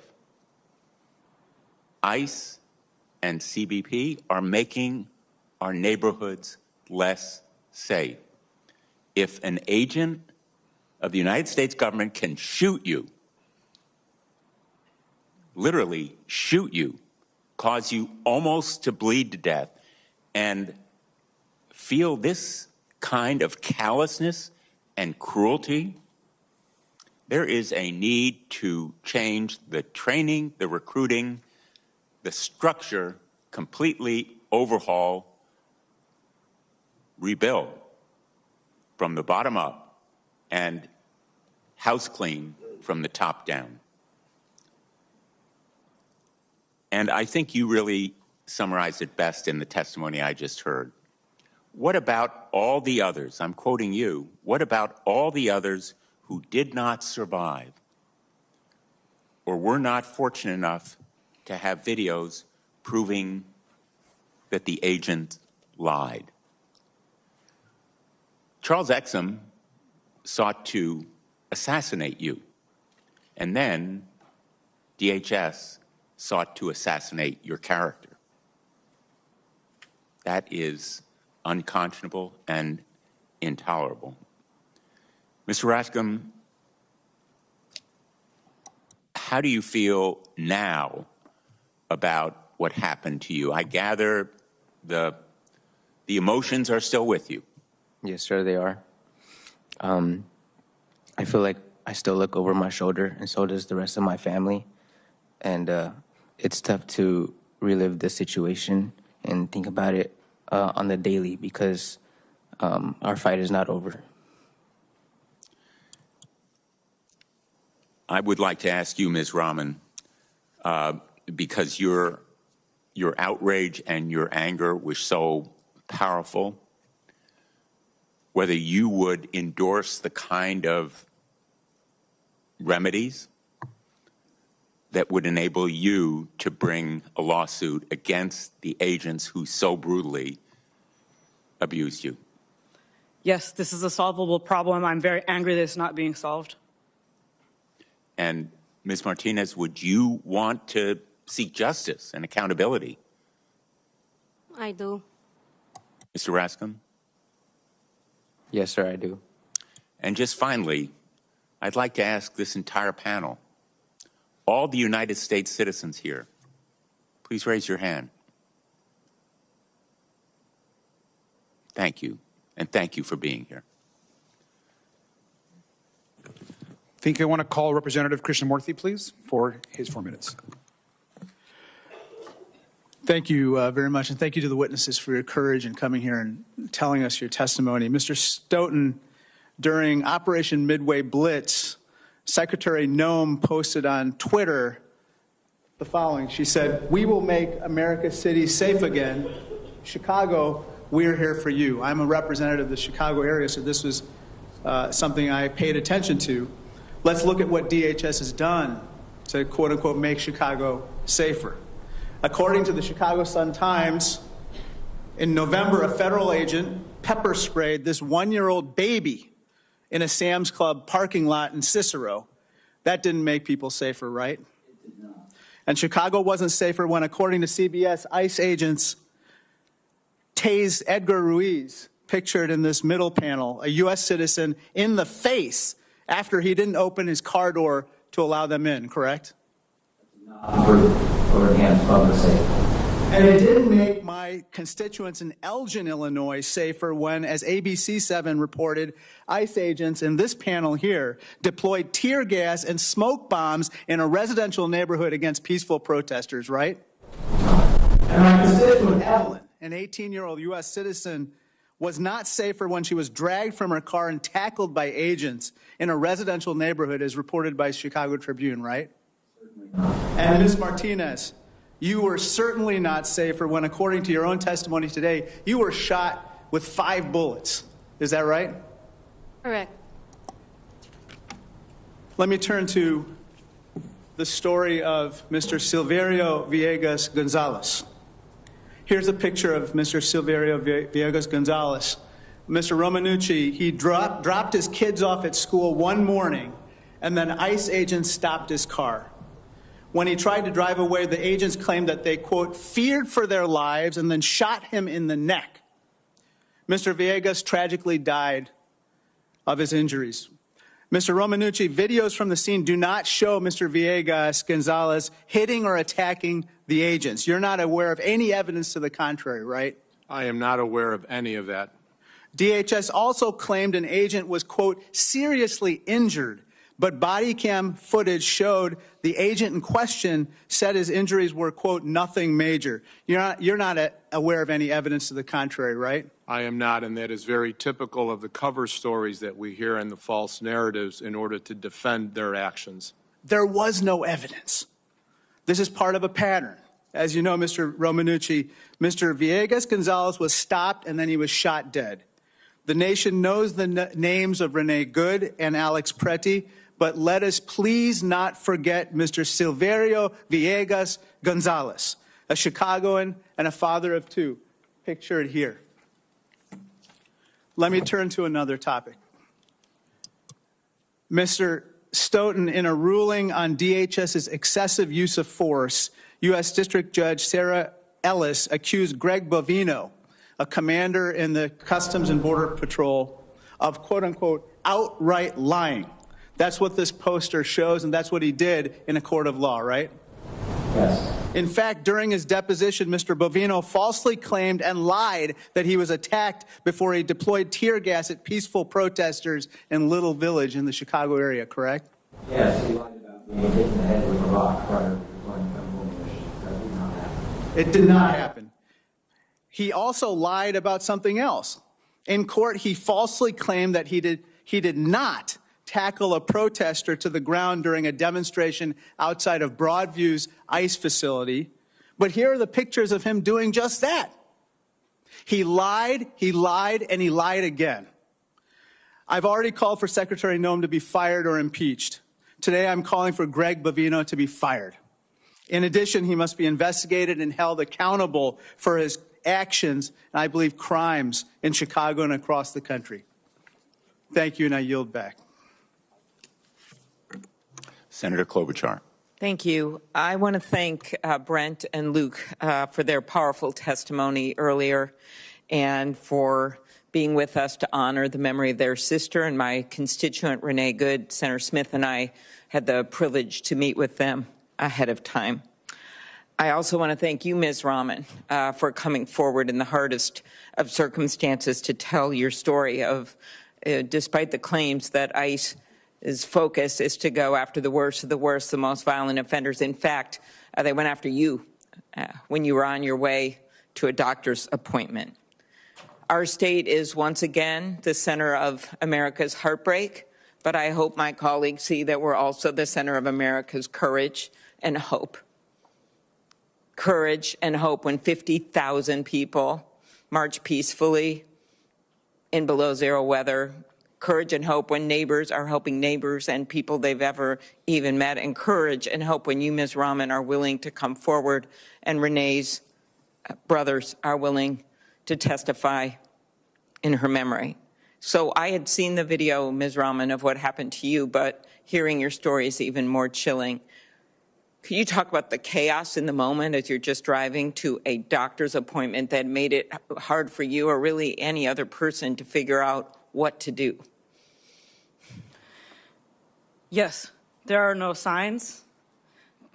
There's no sign of the skill that elementary crossing guards have.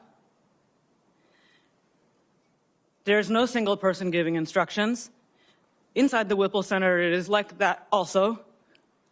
And I have an auditory processing challenge that means multiple voices sound like they're at the same volume.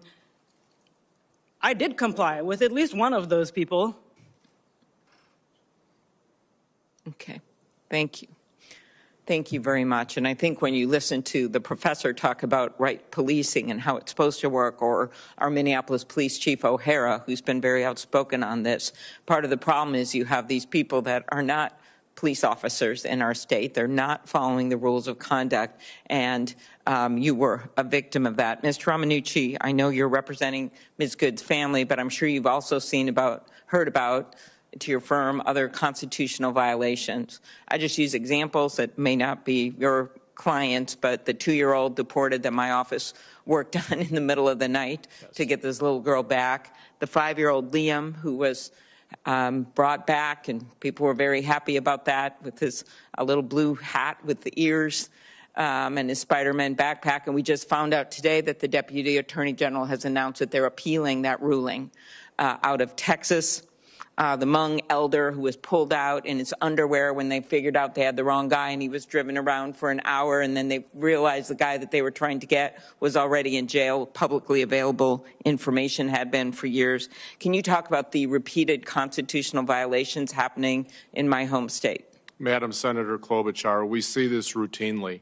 It's cringeworthy to watch the video every day on the news and to see what is happening in Minneapolis to American citizens who are having their rights violated consistently, routinely.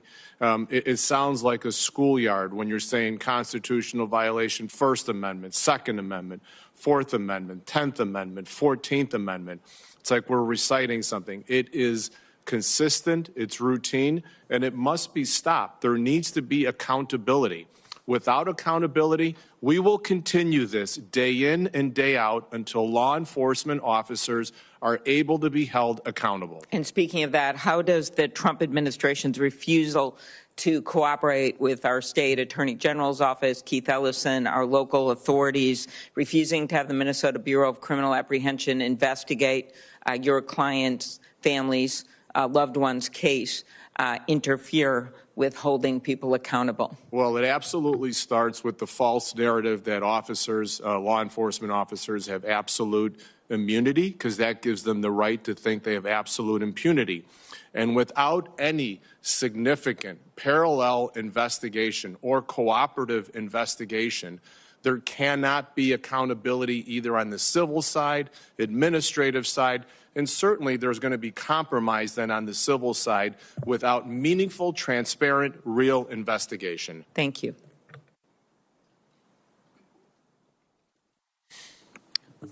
Thank you. Next, I'd like to ask Representative Rocana, please. Thank you. Ms. Martinez, the entire country needs to hear your story. You were born in Chicago and raised there. You're an American citizen, correct? Correct. And you were in your car driving around in the neighborhood as ICE agents were there, and your interest was simply to warn neighbors that ICE was in the neighborhood, correct? Yes, I was also going to take clothes to donate at my local church. And as you were driving along, following the rules of the road, an ICE agent slams his car into your car, correct? Correct. And you panic. You immediately stop. The ICE agent doesn't ask you politely get out of the car. The ICE agent comes, and so you panic. You move to the left lane. And then the ICE agent gets out and starts to shoot you, correct? As I was driving away, yes. Shooting an American citizen. Not once, not twice, not 3 times, not 4 times, but 5 times. Is that correct? Correct. That you testified that my life was nearly taken by my own government. And then, correct? Correct. And then the ICE agent doesn't say, how can I help, when you've got blood running out of your body.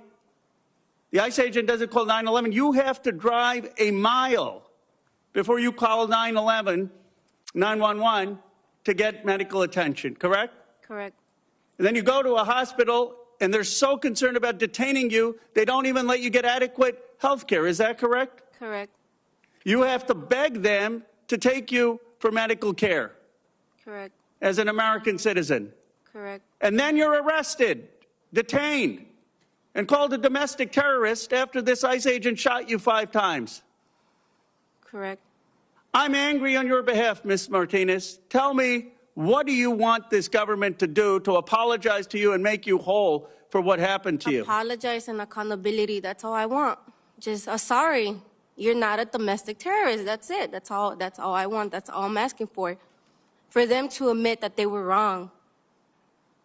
Everything that they said about me, I just want accountability and for them to say, no, you're not a domestic terrorist. We were wrong. And a sorry, a simple sorry. That's it. And I know you mentioned Charles Exum, the agent who shot you 5 times.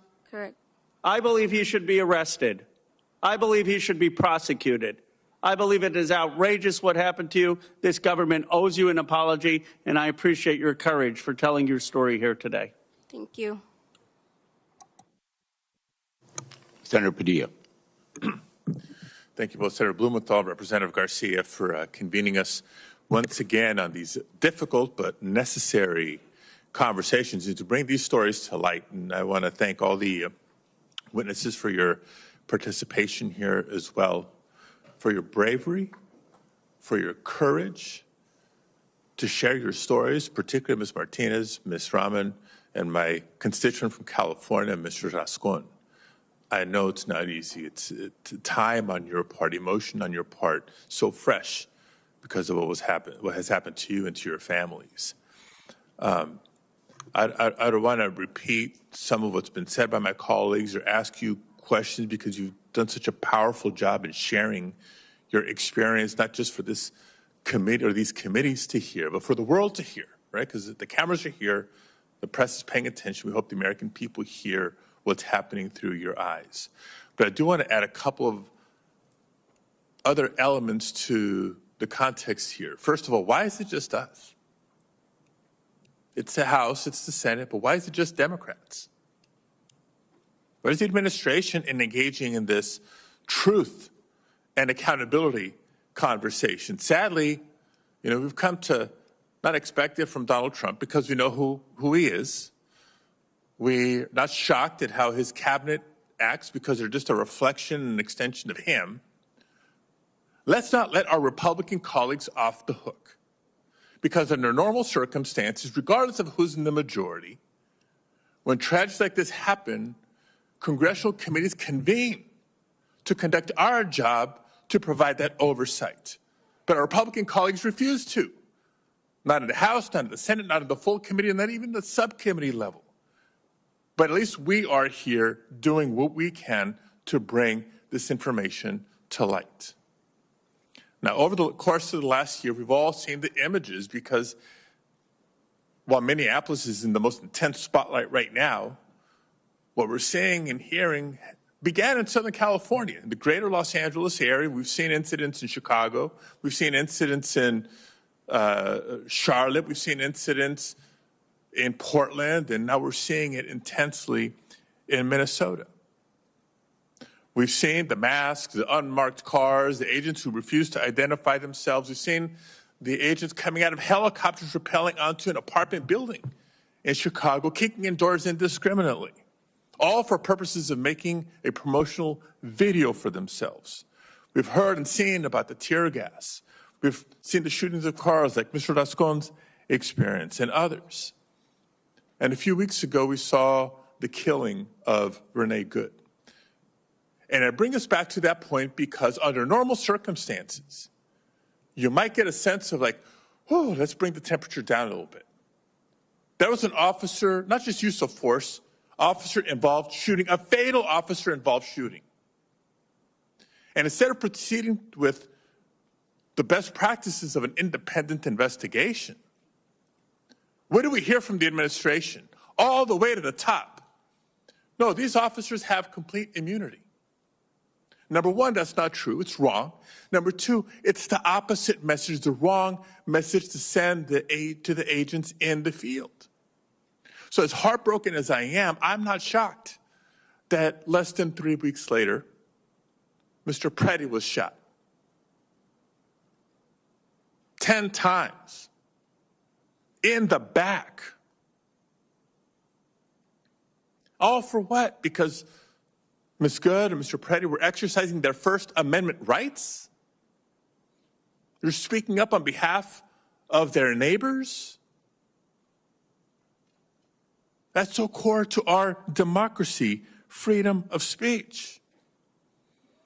I appreciate Mr. Stoughton's contribution to this conversation here because under normal circumstances, right, I've been in public service a long time. I've served in local government, state government, and out at the federal level. Under normal circumstances, we lean on a credible, independent investigation. Sometimes it's administrative at the beginning to find out what happened and if consequences or accountability are in order for an officer.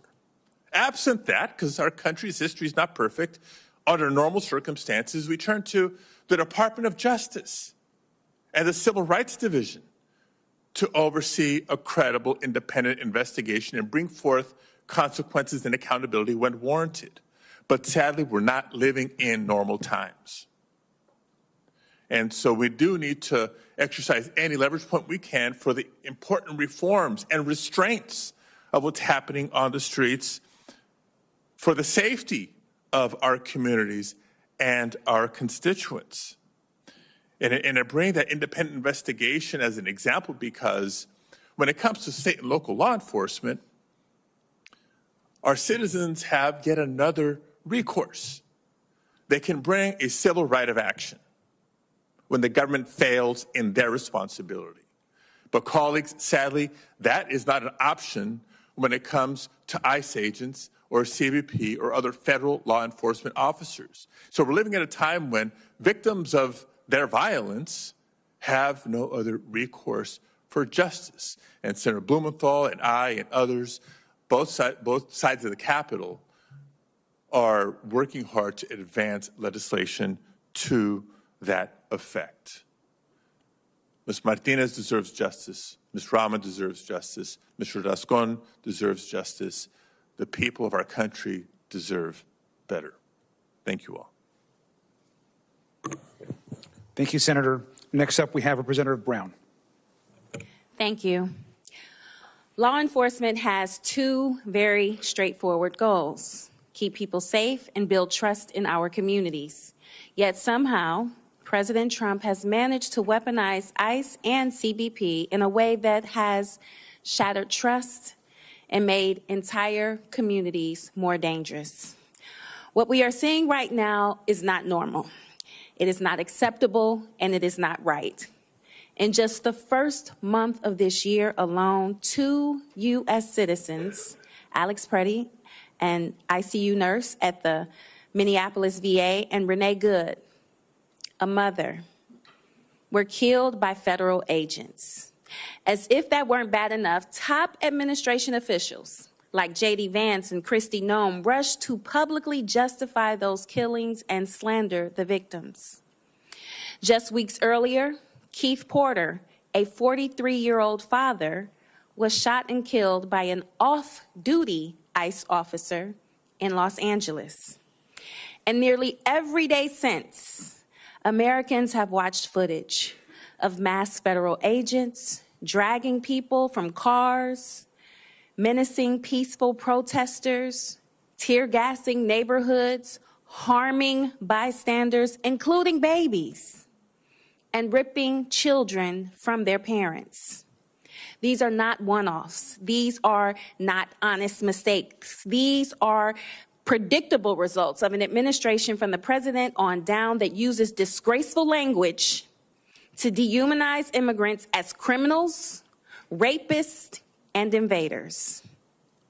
And it is the result of a regime that prioritizes quotas over judgment, intimidation over restraint, and political theater over human dignity and life. When the government kills its own citizens and then rushes to defend itself, rather than seek the truth and ensure justice, something is fundamentally broken.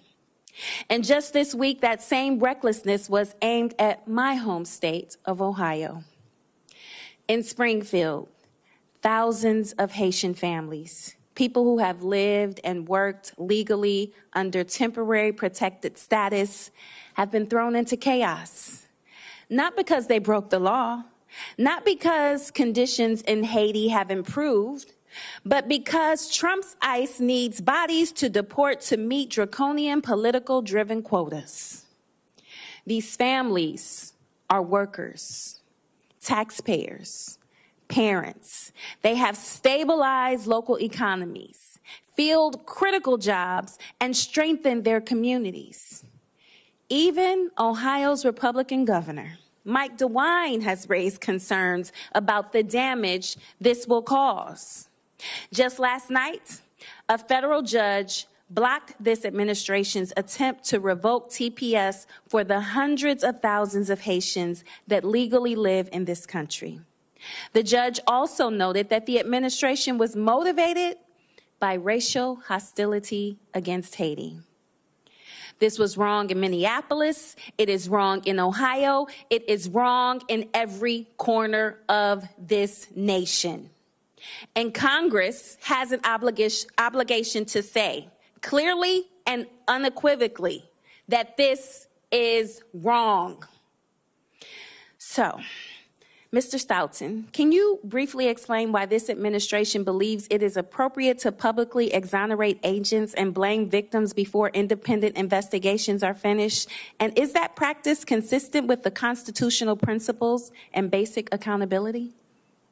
I could not begin to offer a rational explanation for why the government and the current administration preemptively and prematurely exonerates officers prior to any investigation. There is no professional or democratically appropriate justification for doing so. Thank you. And would you say that practice is consistent with constitutional principles and basic accountability? It certainly is not. And Mr. Stoughton, does stripping legal status from law-abiding immigrant families make our communities safer or our borders more secure? Both legally and empirically, no, it does not. Thank you. See, this isn't just about immigration policy, politics, or party. It's about people. It's about defining what kind of country we are. We can be a nation that enforces the law without sacrificing human rights. We can be a nation that protects people who are contributing to our communities and honoring the law. And we can be a nation that demands accountability when the use of force goes too far and when innocent lives are lost. Because every life deserves dignity, safety, and justice. And at the end of the day, this is about this administration's lack of respect for human life, lack of respect for the Constitution, and lack of respect for the rule of law. Enforcement without accountability is not justice, and silence in the face of harm is not leadership. We owe our constituents and the families who have suffered better. Thank you. Senator Urban. I want to thank all of the witnesses who appeared before us today, my friend Tony Romanucci, and I particularly want to call attention to Ms. Marimar Martinez. Your name on this side of the table is El Milagro. You are a miracle. The fact that you are here today after being shot 5 times to tell your story, God had a purpose for you. And your purpose was served today by telling us this story. I'm the ranking member of the Senate Judiciary Committee, and I want you to know for the record Secretary Nome has not appeared before our committee in over a year. She's too busy to come and answer for the mismanagement of this agency and the damage that's being done, not only to the people of America, but to our reputation in the world when you consider the police tactics that are being used. Mr. Stoughton, I was going to go through some of the things that Ms. Martinez lived through and ask you to comment. I sense from your earlier answers what you will be saying. But this much I want to make clear. Chicago was one of the first victims of this policy of massive deportation. I came to the Senate Democratic Caucus luncheon and I told my colleagues after it got started and after I visited Little Village and the neighborhoods and saw what happened, be prepared because this show is coming to your town next. They may leave Minnesota, and I'm sure people in Minnesota can't wait for that to happen. They may leave some other place, but they're headed to a new place. You see, they appropriated billions of dollars for this effort, this mass deportation, billions of dollars, so that the force that they have created, that we've heard described today, is larger than the United States Marine Corps, larger than the FBI. They are prepared to take this show on the road and to visit it to polling places and schools, nurseries, Montessori schools all across America. We have to do something. It is up to us. The courts are doing some things. I wish they would do more. But we have to do our part. And that's why we've made it clear that this negotiation to change the standards for ICE is critical for us to continue funding this agency. Critical. 10 days. The Republicans are arguing it's not long enough, we need longer. No, 10 days is plenty of time to do what needs to be done. The basics, Mr. Stoughton, the basics of policing. All we're asking is that this effort by ICE and other federal agencies adhere to the same standards and principles as policemen and policewomen across the United States already. That's not too much to ask. Thank you, Mr. Chairman. Thank you, Senator. Next up is Representative Stansbury. Thank you, Mr. Chairman. I just want to start out by saying thank you all for being here and being brave enough to share your stories. I don't know what to say, but I do have to say that I'm literally shaking and my heart has been pounding sitting here listening to your stories. And particularly, Ms. Martinez, as you shared your personal story of sitting outside the jail as you were bleeding out and having your picture taken. I don't normally talk about my own personal experience with the justice system and my family because it's such a painful experience, but your story for me really made me think about an experience that our family had about a decade ago. And the reason why I want to share it here in this space is because I think it helps to amplify and hopefully show that we're listening. And that is that I had a member of my family who about 10 years ago, 15 years ago, was picked up not in a detention for immigration, but for other reasons, and was taken to a local county jail where he had a medical emergency in the jail. And the agents in the jail not only did not help him when he had a medical emergency in the jail, they watched him and laughed as he died. And in the aftermath of his death, the agents that were involved, both the local law enforcement and the jail officials, tried to intimidate members of my family to try to cover it up. And at the end of the day, obviously there was a wrongful death settlement, and Department of Justice was ultimately brought in to provide oversight over this county jail because this was not the only incident in which that had happened. And I think that goes to the points that the senators were making, which is that at the end of the day, this should not be happening. This should not happen to anyone in America. It should not be happening to U.S. citizens. It should not be happening to immigrants. It should not be happening to anyone in America. I don't care who you are or what your identity is or how your status is under the law in this country. This should not be happening in the United States, and there are systems in place to provide a check and balance to make sure that this does not happen to people in our country.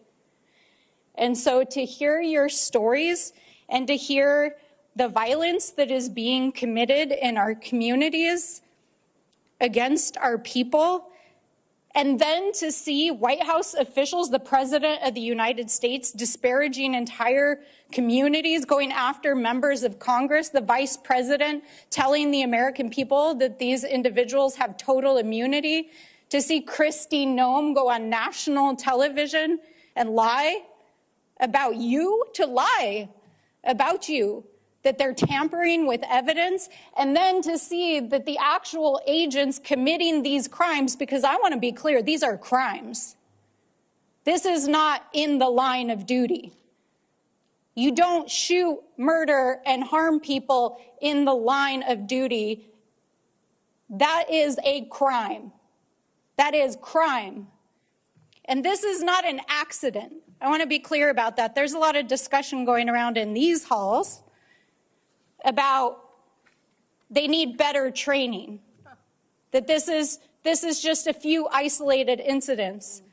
Well, let's be clear about what's going on here for the American people. Over the last year, over 37 individuals have died in immigrant detention. Multiple people have been murdered and gunned down in the street. We have 3 individuals in front of us here today who, in front of the entire world, their lives were shattered. And this was not an accident or of lack of training. This is the policy of the United States government, and it is being paid for by your tax dollars.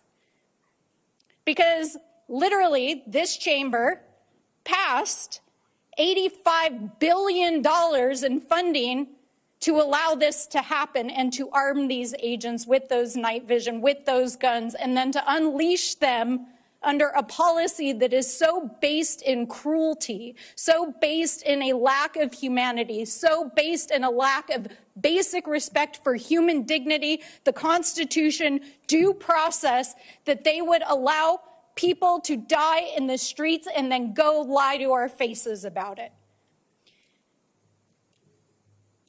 So I don't know what to say about what comes next, but I do want to just say to Mr. Granger, both of the brothers who came here to share about your sister today and the story of her light, her sunlight, being like a dandelion.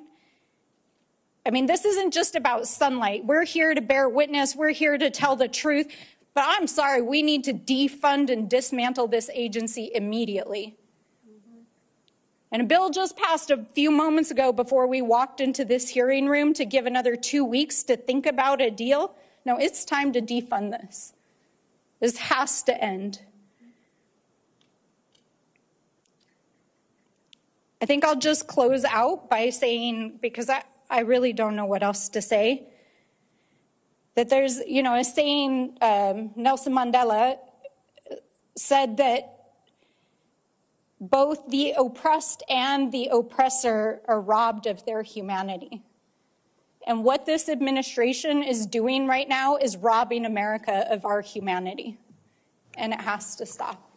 Senator Warren, if you are ready. If not, we can give you a few minutes. I'm always ready. That's what I thought. I never want to pass this up. So I really do want to start by saying thank you very, very much to Congressman Garcia, to Senator Blumenthal for holding this important forum, and thank all of you for being here. You've already said it many times over. ICE is terrorizing our communities. They have used military-style riot gear against peaceful demonstrators. They've seized school kids. They've gassed a baby. They've gunned down American citizens on our streets. And meanwhile, Vice President Vance is telling agents that they have, and I want to quote him, absolute immunity from any repercussions. And Trump and Republicans are now trying to shovel billions of additional dollars into the ICE funds so that they can continue to run amok with no real constraints over their behavior. It is not a surprise that ICE agents seem to think that they are above the law, because Donald Trump, J.D. Vance, and the Republicans are treating them like they are above the law. It is the responsibility of the United States Congress to make clear that, no, the law applies to everyone, and that includes ICE agents in America. So I appreciate your being here. Let me just ask a couple of questions. Ms. Martinez, you've told us that last October you were driving in your car when a Border Patrol agent rammed the back of your vehicle, pointed an assault rifle at you, and opened fire, shooting you 5 times. You weren't ever found guilty of any wrongdoing, and yet you were shot 5 times by Border Patrol. So my question is, do you know if anyone will ever be held accountable for this? I don't even know, but I hope soon. Do you know what happened after you were shot? What happened to the agents who shot you? I'm not too sure what happened to him, honestly. I just know that he drove his vehicle back to Maine. That's all I know.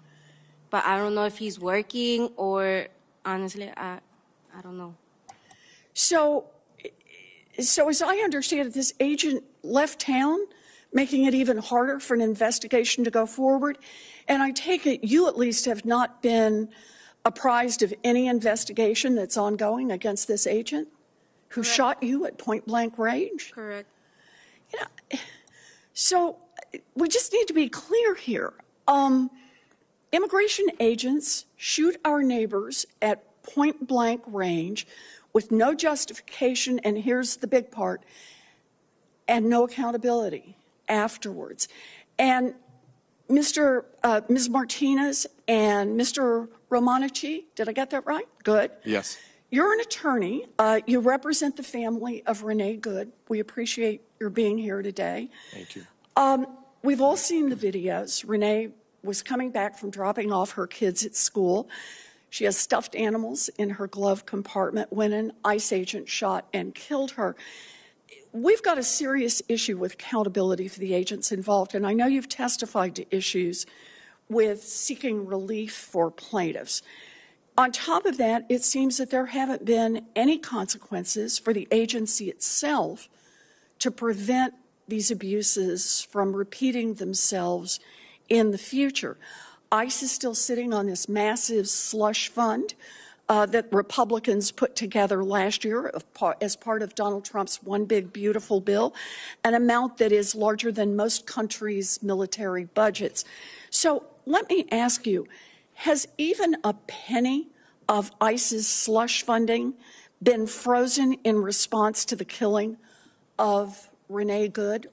Senator Warren, I am not aware of any money being frozen as a result of what is happening in Minneapolis or any of the other cities.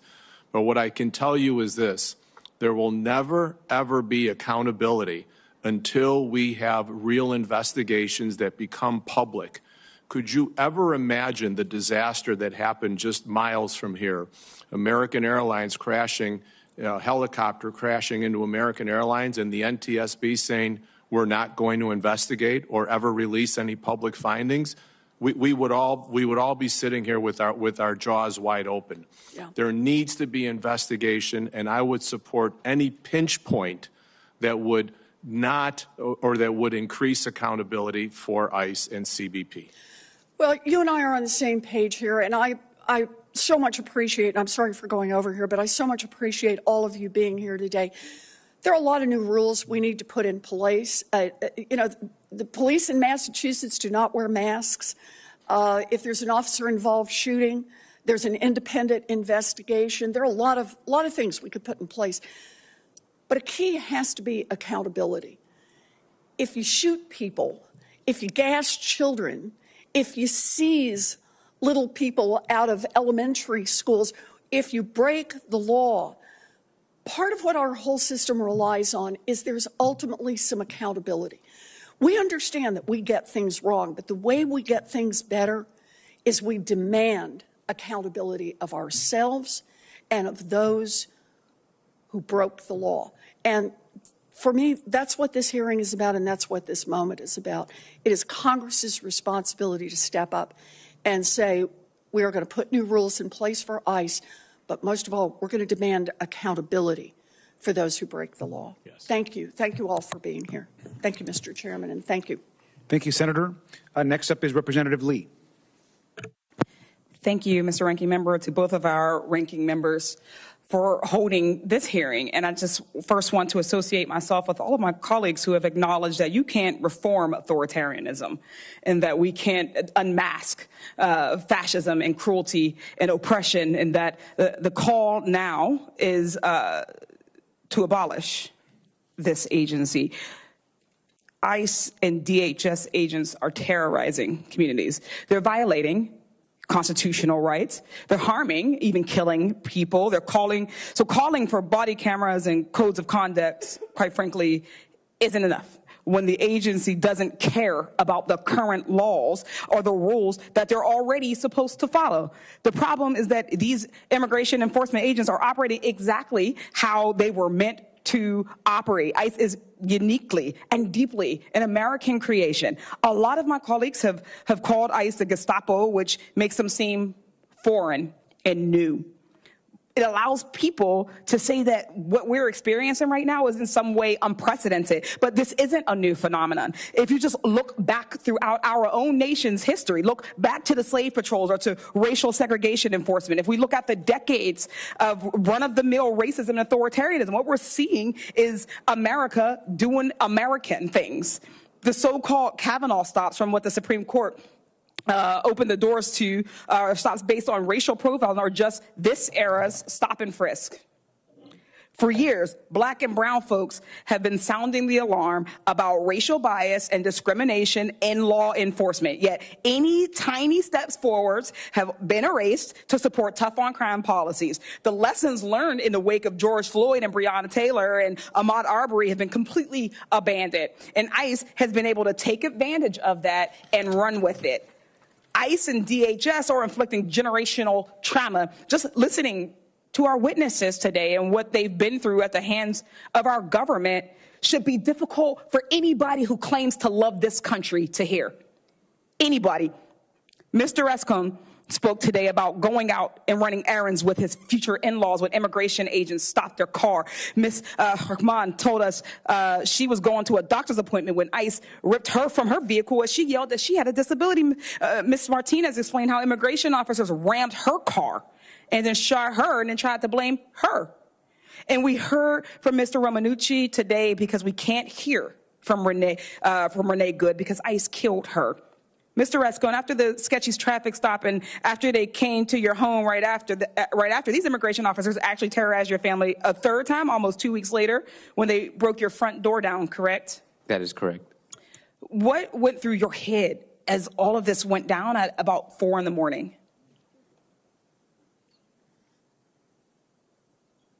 Just fear. And your fiance, she was pregnant at the time? Yes, she was. Did they make any effort to make sure that she stayed safe and calm? Not at all. They just kept pointing the lasers at her and the rest of us. How, if you don't, and it's okay if you can't right now answer, how has your family coped in the aftermath of this? Just staying strong together and having faith and slowly moving forward as best as we can.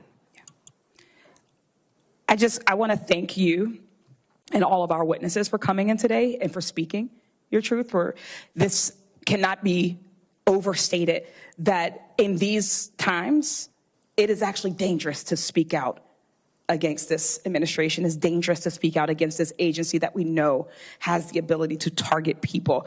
When our federal government is willing to lie and to slander anyone who speaks out against Trump or his minions or their plans, it is brave and it's honorable for you to do this and be here. This country needs to really reflect on how we got here. We have to look back and learn rather than sanitizing our history and forget our flaws. We can't just stop at abolishing ICE because that's no longer enough. We need to prosecute the wrongdoings and hold these agents and leaders and anyone who had anything to do with that accountable. I thank you for your time, and I yield back. Thank you. Just a reminder about the 4-minute rule. Senator Schiff. Thank you, Chairman, for organizing this hearing. I had a chance to hear some of your testimony, your opening statements, which were incredibly powerful, and I am grateful that you're here and willing to share your experiences with all of us. I want to follow up, Mr. Rascon, and ask you more about your experience. One of my Minnesota colleagues sent a clip recently of a woman filming an ICE vehicle from her car. The ICE vehicle stopped. The agents got out, guns drawn, pointing 3 ICE agents pointing guns at her through the windshield. She could have easily been killed. And if you're willing to share a little more about your experience, what was that like, being in a vehicle, encountering that kind of threat of and use of force by agents? What is that like? What should people understand about what goes through your mind at a time like that? It felt like we were about to be attacked for no apparent reason by, it seemed like, nobody, no law enforcement that was legit. Just seemed like masked individuals with crazy head power. Once they had broken the windows and my father-in-law bravely drove away, and the shots fired into the vehicle, I just thought that one of us would have been killed. But thankfully, we're all okay. And I'm sorry to the victims that didn't survive. And what's it like when you drive now? What are the after effects of experiencing that now when you're out in the community? What impact has it had on you and your family? I feel like my head is on the swivel, always looking everywhere to make sure that nobody's going to attack us without us being aware of it or anybody else in our community. Now, I know they made accusations against your family. Did they ever bring charges? Did they drop charges? What was the status of that? They claimed that we had ran them over, and the judicial judge had watched the video and evidence, and there was no evidence that we did anything to them, and so they dropped the charges. And how long was it after you were arrested before they dropped the charges? My father-in-law was arrested 2 weeks after the first incident. And how soon thereafter were the charges dropped? Do you remember? I would say about a week or two later, maybe two to 3 weeks later. Anyone ever apologize to you for what's happened to your family? Just our loved ones, not the people who were the cause of it. And Ms. Rahman, how about you? Anyone ever express any kind of remorse for slamming you to the ground, for not getting medical treatment for you, for what you had to endure? Nope. Senator Padilla and I were recently at one of the large detention facilities in California, and we asked about medical treatment there, and people who were diabetic weren't getting the medicine they needed. You didn't get any kind of medical assistance. How long were you in custody? I have not been provided information about that from DHS. I know that the timestamp of my arrival at the emergency room was after 1 o'clock. I know that I was on a trip to the doctors just after 9:35, and I know that we asked for medical assistance at 11 a.m. So an hour and 47 minutes later, I was brought into the ER unconscious. And Ms. Martinez, similar question. Anyone ever apologize for how your family was treated, how you were treated? What was the question? Has anyone ever apologized to you for how you were treated? Nope, nobody. Till this day, no apology. And what is it, may I ask one last question, Mr. Chairman? What is the impact on, you testified earlier about how this has impacted your view of all law enforcement, which you had venerated before now because you thought they were there to protect the community. Has there been a spillover effect? How much trust do you think people in your neighborhood have for law enforcement? Or are people able to separate out ICE from the local police department or others? It's scary because, you know, when I was at the hospital, there was like FBI agents and ICE agents, and I didn't know. I was scared to even talk to both of them because I was like, I don't know if they're working together. So it's scary, right? Like, people don't even know who to trust no more. They don't know if they should talk to police no more. So it's really concerning what's happening, and I don't want that to happen. But it's the reality, what's happening. Thank you. Thank you, Mr. Chairman. Thank you. Thank you, Senator. Next up is Representative Kassar. Americans know that ICE agents shot Renee Good, but you should know what happened next. The ICE agents did not render first aid. They left Renee to bleed. Then a doctor approached the scene, and he wanted to help. The doctor shouted, "Stop the bleeding." Instead, for 3 minutes and 26 seconds, ICE agents held back that doctor that might have been able to save Renee. So for the next 3 minutes and 26 seconds, I want each of us to imagine someone we know and love, and imagine that they are shot, bleeding, suffering, and dying, and silently think about them being denied help for the next 3 minutes and 26 seconds.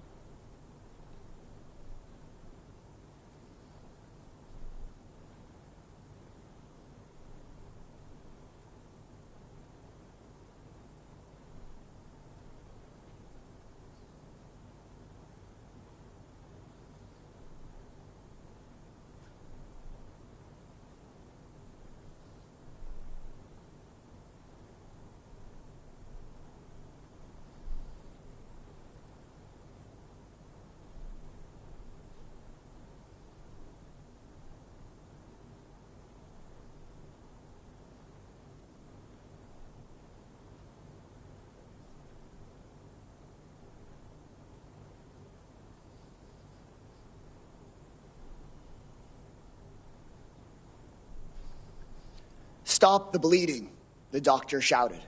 And for 3 minutes and 26 seconds, ICE did not.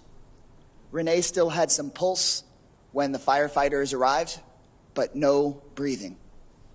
CPR didn't start till 10 minutes after she was shot. It was too late, but it's not too late to prevent this from happening to more people in our country. Thank you. Senator Hickenlooper. Thank you for that almost unbearable amount of time. Thank all of you for coming. I am fully aware of what it takes to discuss and tell again and again when you've gone through trauma. And I appreciate it because what you're doing is helping the rest of the country to become aware of really what's happened. I want to talk a little bit about masks. I think transparency and accountability are fundamental to every form of law enforcement, and yet we've witnessed more and more masked agents operating in unmarked vehicles, creating fear and confusion in people all over this country. Now read this. Research shows that anonymity can change behavior. When individuals conceal their identities, they may feel less accountable, be more willing to engage in conduct they would not otherwise consider. We also know that criminals have been putting masks on to impersonate federal agents and then commit crimes. Crooks generally put masks on.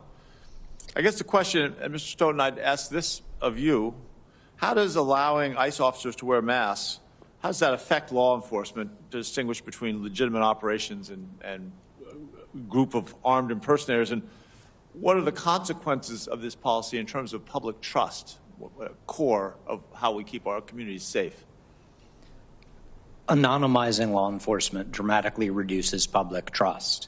When law enforcement agents act at the local, state, or federal level, they act with public authority. That is, they are policing in my name and they are policing in your name. And that should mean that we, as the public, have the right to know who is doing what in our name.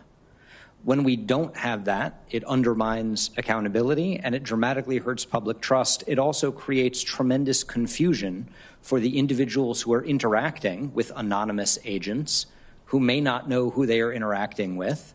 There are now at least a dozen or more stories of individuals who, upon being confronted with ICE or Customs and Border Protection agents, called the police because they did not know who they were being confronted with. These masked, armed individuals who are aggressively approaching them. There is nothing to clearly distinguish that kind of enforcement operation from a criminal kidnapping or carjacking without clear identification. Right. Exactly my point. I would just go down, and I was here for all three of your, when you gave your testimonies, and again, words can't express how much I appreciate. I think all of us appreciate that. Mr. Rascon, when exactly did the federal agents, how did they identify themselves? At what point? After repeated requests, they did not identify themselves. And Ms. Rahman, same question. At what point exactly did they, and how did they identify themselves? They did not identify themselves. I even asked them their names to have a conversation in the car, and they were silent. And Representative Lee has already talked to us about the history in America of masked men taking it upon themselves to do things to people of color. And I don't even come from a family where that has happened for generations by masked men. Thank you. And Ms. Martinez, I can't ask you that question because you never even got a chance. Anyway, I've got more questions, but I appreciate what you've all done to be here, and I think it is more powerful than you can possibly imagine. So again, thank you each. Thank you all. I yield back to the chair. Thank you, Senator. I'd like to now yield to Representative Crockett. Thank you so much. Mr. Ranker, I am so frustrated. It is so hard to sit in allegedly power positions, yet see this happening in my country every single day. We are arguably the most powerful people, not just in this country, but in the world. Yet some of our colleagues have decided that they wanted to abdicate their oaths and their duties, and they have decided that instead of following the law or the Constitution, they want to follow a single man. There are those that say that our democracy hangs in the balance. With every passing day, I feel as if we are slipping further and further into a full-on dictatorship. When we live in a country where a journalist by the name of Don Lemon can be arrested, or Georgia Fort can be arrested, when we live in a country where a 5-year-old little boy, Liam Ramos, can be thrown in what looked like a penitentiary, because I did go and see him at Dilley facility, and the reality is that Liam's picture went viral.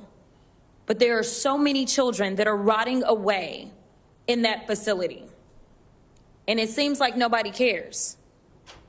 When we see what happened to Alex and Renee, and my colleagues are silent or they're in defense of what took place, I start to wonder, what is our purpose? If we are sitting here and we are seeing our Constitution desecrated at every single turn, and then when we have an opportunity in the minority as Democrats to say we are going to stop this because it's not working out very well for the Republicans. In my state of Texas, they just flipped a seat where it swung 30 points. It's not working well for the Republicans when the Republican governor in Texas decides to say, well, maybe we're a little off track. It's not working well for the Republicans when Donald Trump steps in and says, well, let me go ahead and give you a sacrificial lamb by the name of Bovino. It's not working well for them. So we are in the best position that we could be in, yet and still that package passed, and we gave a 2-week pass for them to continue to negotiate. My question is, what are we negotiating for? What is it that we're trying to get? Because we know that they already will ignore the law. The First, the Fourth, the Fifth, and the 14th Amendments have all been thrown out of the window by this administration. So, Mr. Stoughton, DHS's internal use of force policies are supposed to be guided by constitutional protections under the Fourth Amendment. Do you think that we're seeing that? The policies on paper are fairly good. I do not see those being translated into practice. In fact, we know that the opinion that was written by the judge that ordered the release of Liam and his father, it says this case has its genesis in the ill-conceived and incompetently implemented government pursuit of daily deportation quotas, apparently even if it requires traumatizing children. This court and others regularly send undocumented people to prison and orders them deported, but do so by proper legal procedures. Apparent also in the government's ignorance of an American historical document called the Declaration of Independence, 33-year-old Thomas Jefferson enumerated grievances against a would-be authoritarian king over our nascent nation. Among others were, he has sent hither swarms of officers to harass our people. He has excited domestic insurrection amongst us, for quartering large bodies of armed troops amongst us.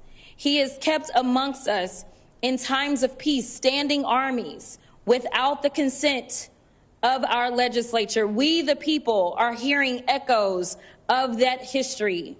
And then there is this pesky inconvenience called the Fourth Amendment.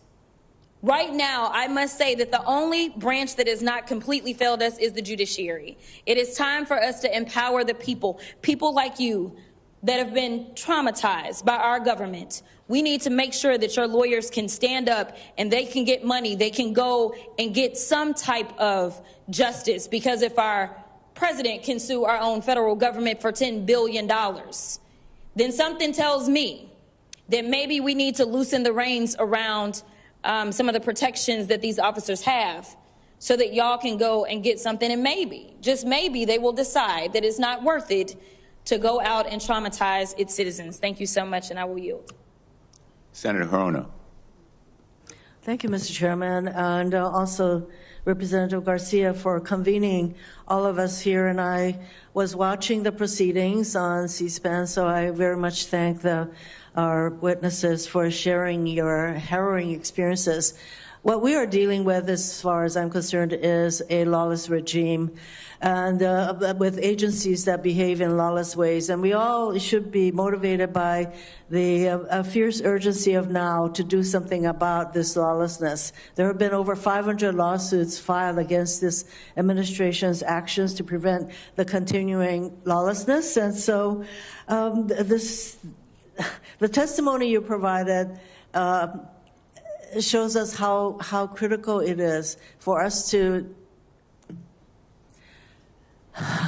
it's really hard to describe how we all felt watching what happened to so many of you, but to really put some parameters, some guardrails around the behavior of ICE and Border Patrol, some common sense kinds of requirements that has to do with not wearing masks, but having body cameras. There are some common sense kinds of behaviors that law enforcement officials all across our country abide by, but apparently not ICE.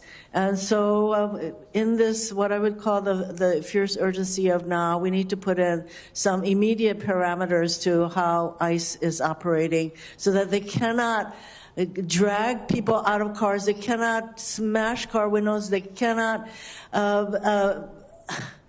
beat people up, and yes, of course, they cannot murder people in front of our very eyes. And so my hope and expectation is that the next 2 weeks that there will be these kinds of parameters and guardrails put around ICE behavior, and at the same time, we need to look at some longer-term reforms, such as what's happening in our detention facilities, such as enabling people to sue federal agents, which they cannot, for their lawless behavior. I do have one question for Professor Stoughton. When you have a senior aide to the president say to ICE agents, where he says, and I'm talking about Stephen Miller, to quote, "To all ICE officers, you have federal immunity in the conduct of your duties, and anybody who lays a hand on you or tries to stop or obstruct you is committing a felony," end quote. Now, this is a senior person to President Trump, and this sentiment was agreed to by the Vice President. Professor, when you say things like that, what kind of environment, law enforcement environment, does it create for ICE and Border Patrol agents? It provides every reason for them to believe, as Mr. Romanici put it, that they will be able to act with impunity, that there is no meaningful oversight, that any attempt or any lip service paid to accountability is purely performative. It creates an extremely dangerous precedent and risks undermining professional culture and cohesion. I would say that probably all our witnesses agree that this kind of a lawless environment was created by the very kind of statements made by senior officials in this regime. Thank you. Thank you, Senator. We're moving on to our next member, and just as a reminder to the 4-minute rule, please, if possible, Representative Randall. Thank you so much, Ranking Member Garcia and Ranking Member Blumenthal, for holding this important hearing on the deadly use of violence being inflicted across the country under the pretext of immigration enforcement. I also want to join all of the witnesses.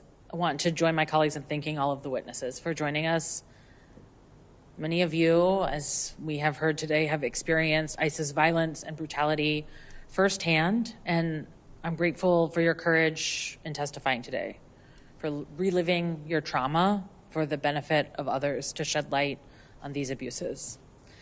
I hope my Republican colleagues, who, as others have pointed out, are not here today, also take the time to read your stories and hear about your experiences, because what is happening across our country is simply indefensible, and it shouldn't be a partisan issue.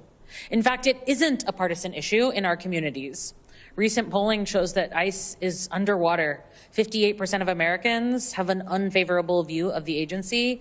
That's a 19-point increase since Trump took office. 54% of independents and even 21% of Republicans nationwide support impeaching Secretary Noem.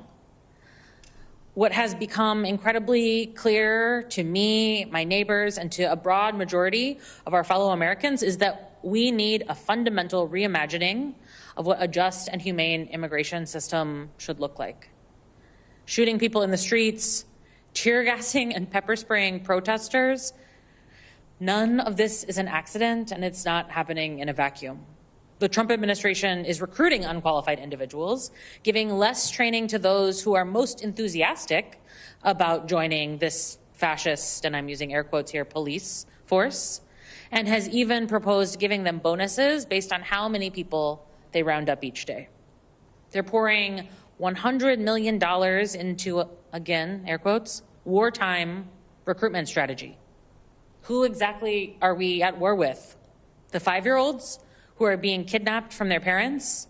Folks on their way to the doctor? Individuals expressing their First Amendment right to free speech and protest?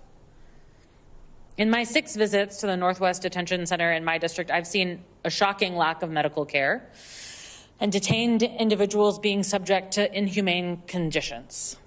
As you have testified, Ms. Rahman, no timely access to medication, and in our community, no private conversations with doctors when they are taken out of detention for specialty or serious medical care, always with an ICE or GO agent in the room with them, despite of HIPAA protections that are offered to all of us, including incarcerated individuals on felony charges in Washington state. Detainees not even provided enough clean underwear to wear every day.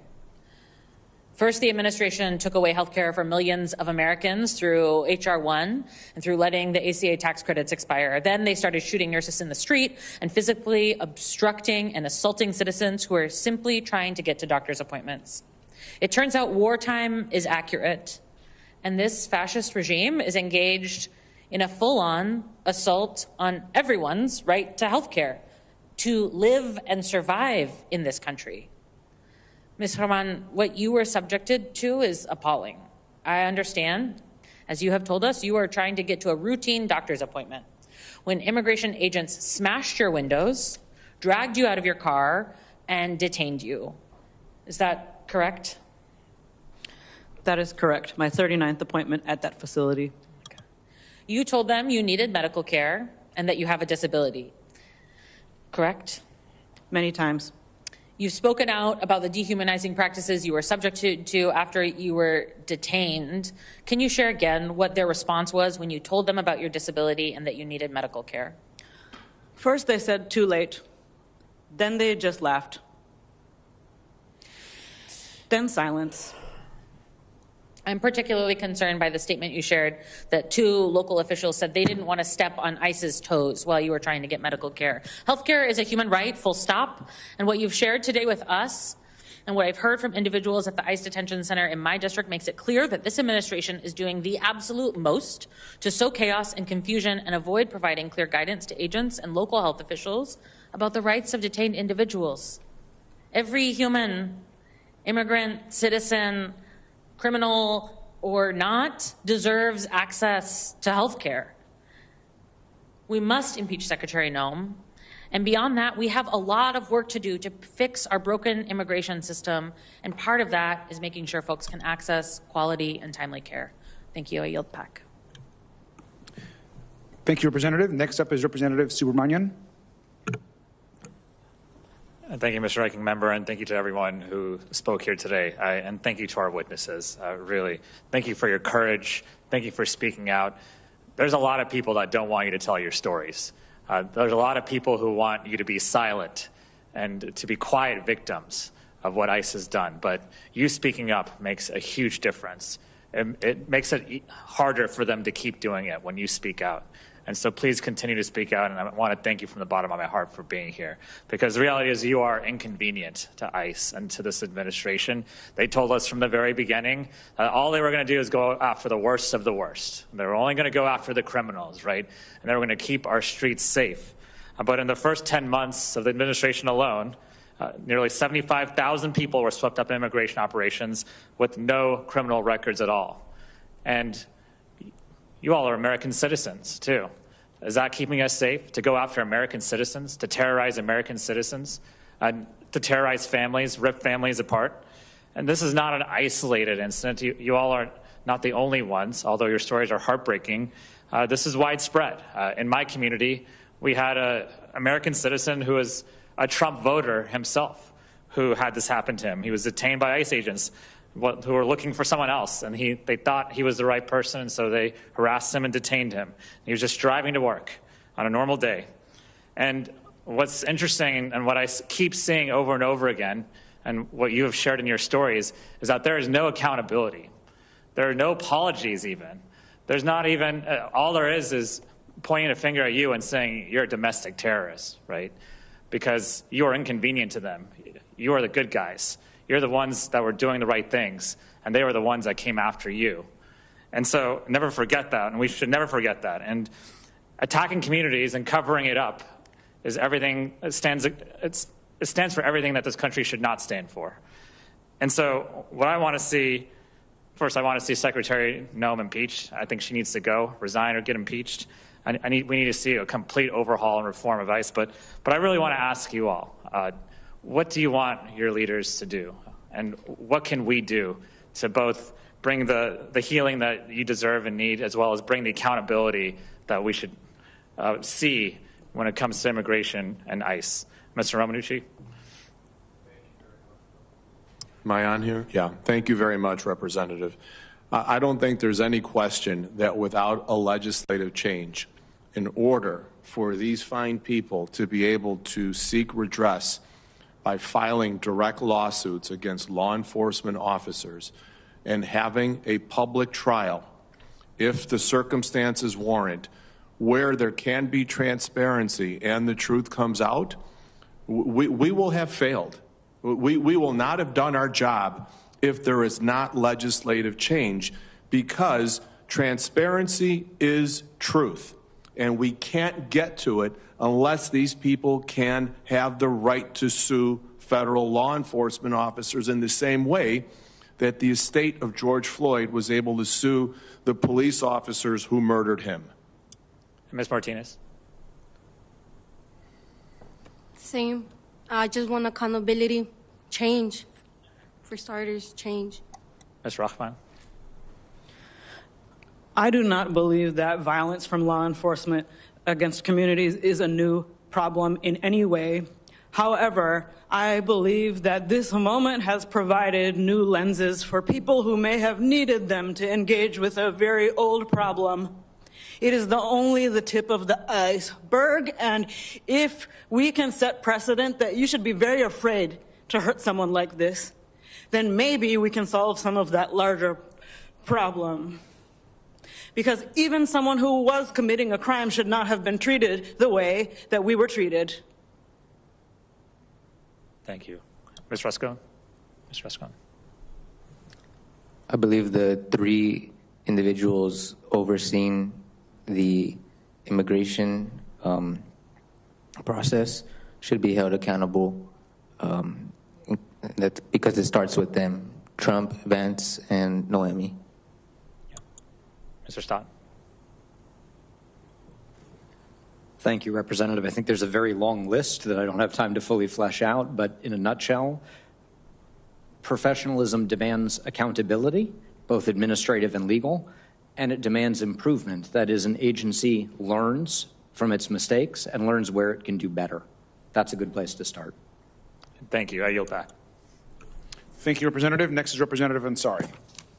Thank you, Ranking Member Garcia and Senator Blumenthal, for hosting this very important hearing today and doing something what both House and Senate Republicans refuse to do, which is to hold this administration and in particular ICE accountable.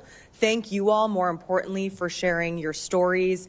Like many of my colleagues have expressed, I am in awe of your bravery, and just the horrors that you've had to go through should never happen to any American in this country or any human being in this country, regardless of what their immigration status is. So I am deeply sorry for what happened to you, and I can assure you that I will not rest until everybody from the very top, Kristi Noem, to all the way to the bottom, and these ICE agents who are acting violently and lawlessly must be prosecuted and held accountable for their crimes.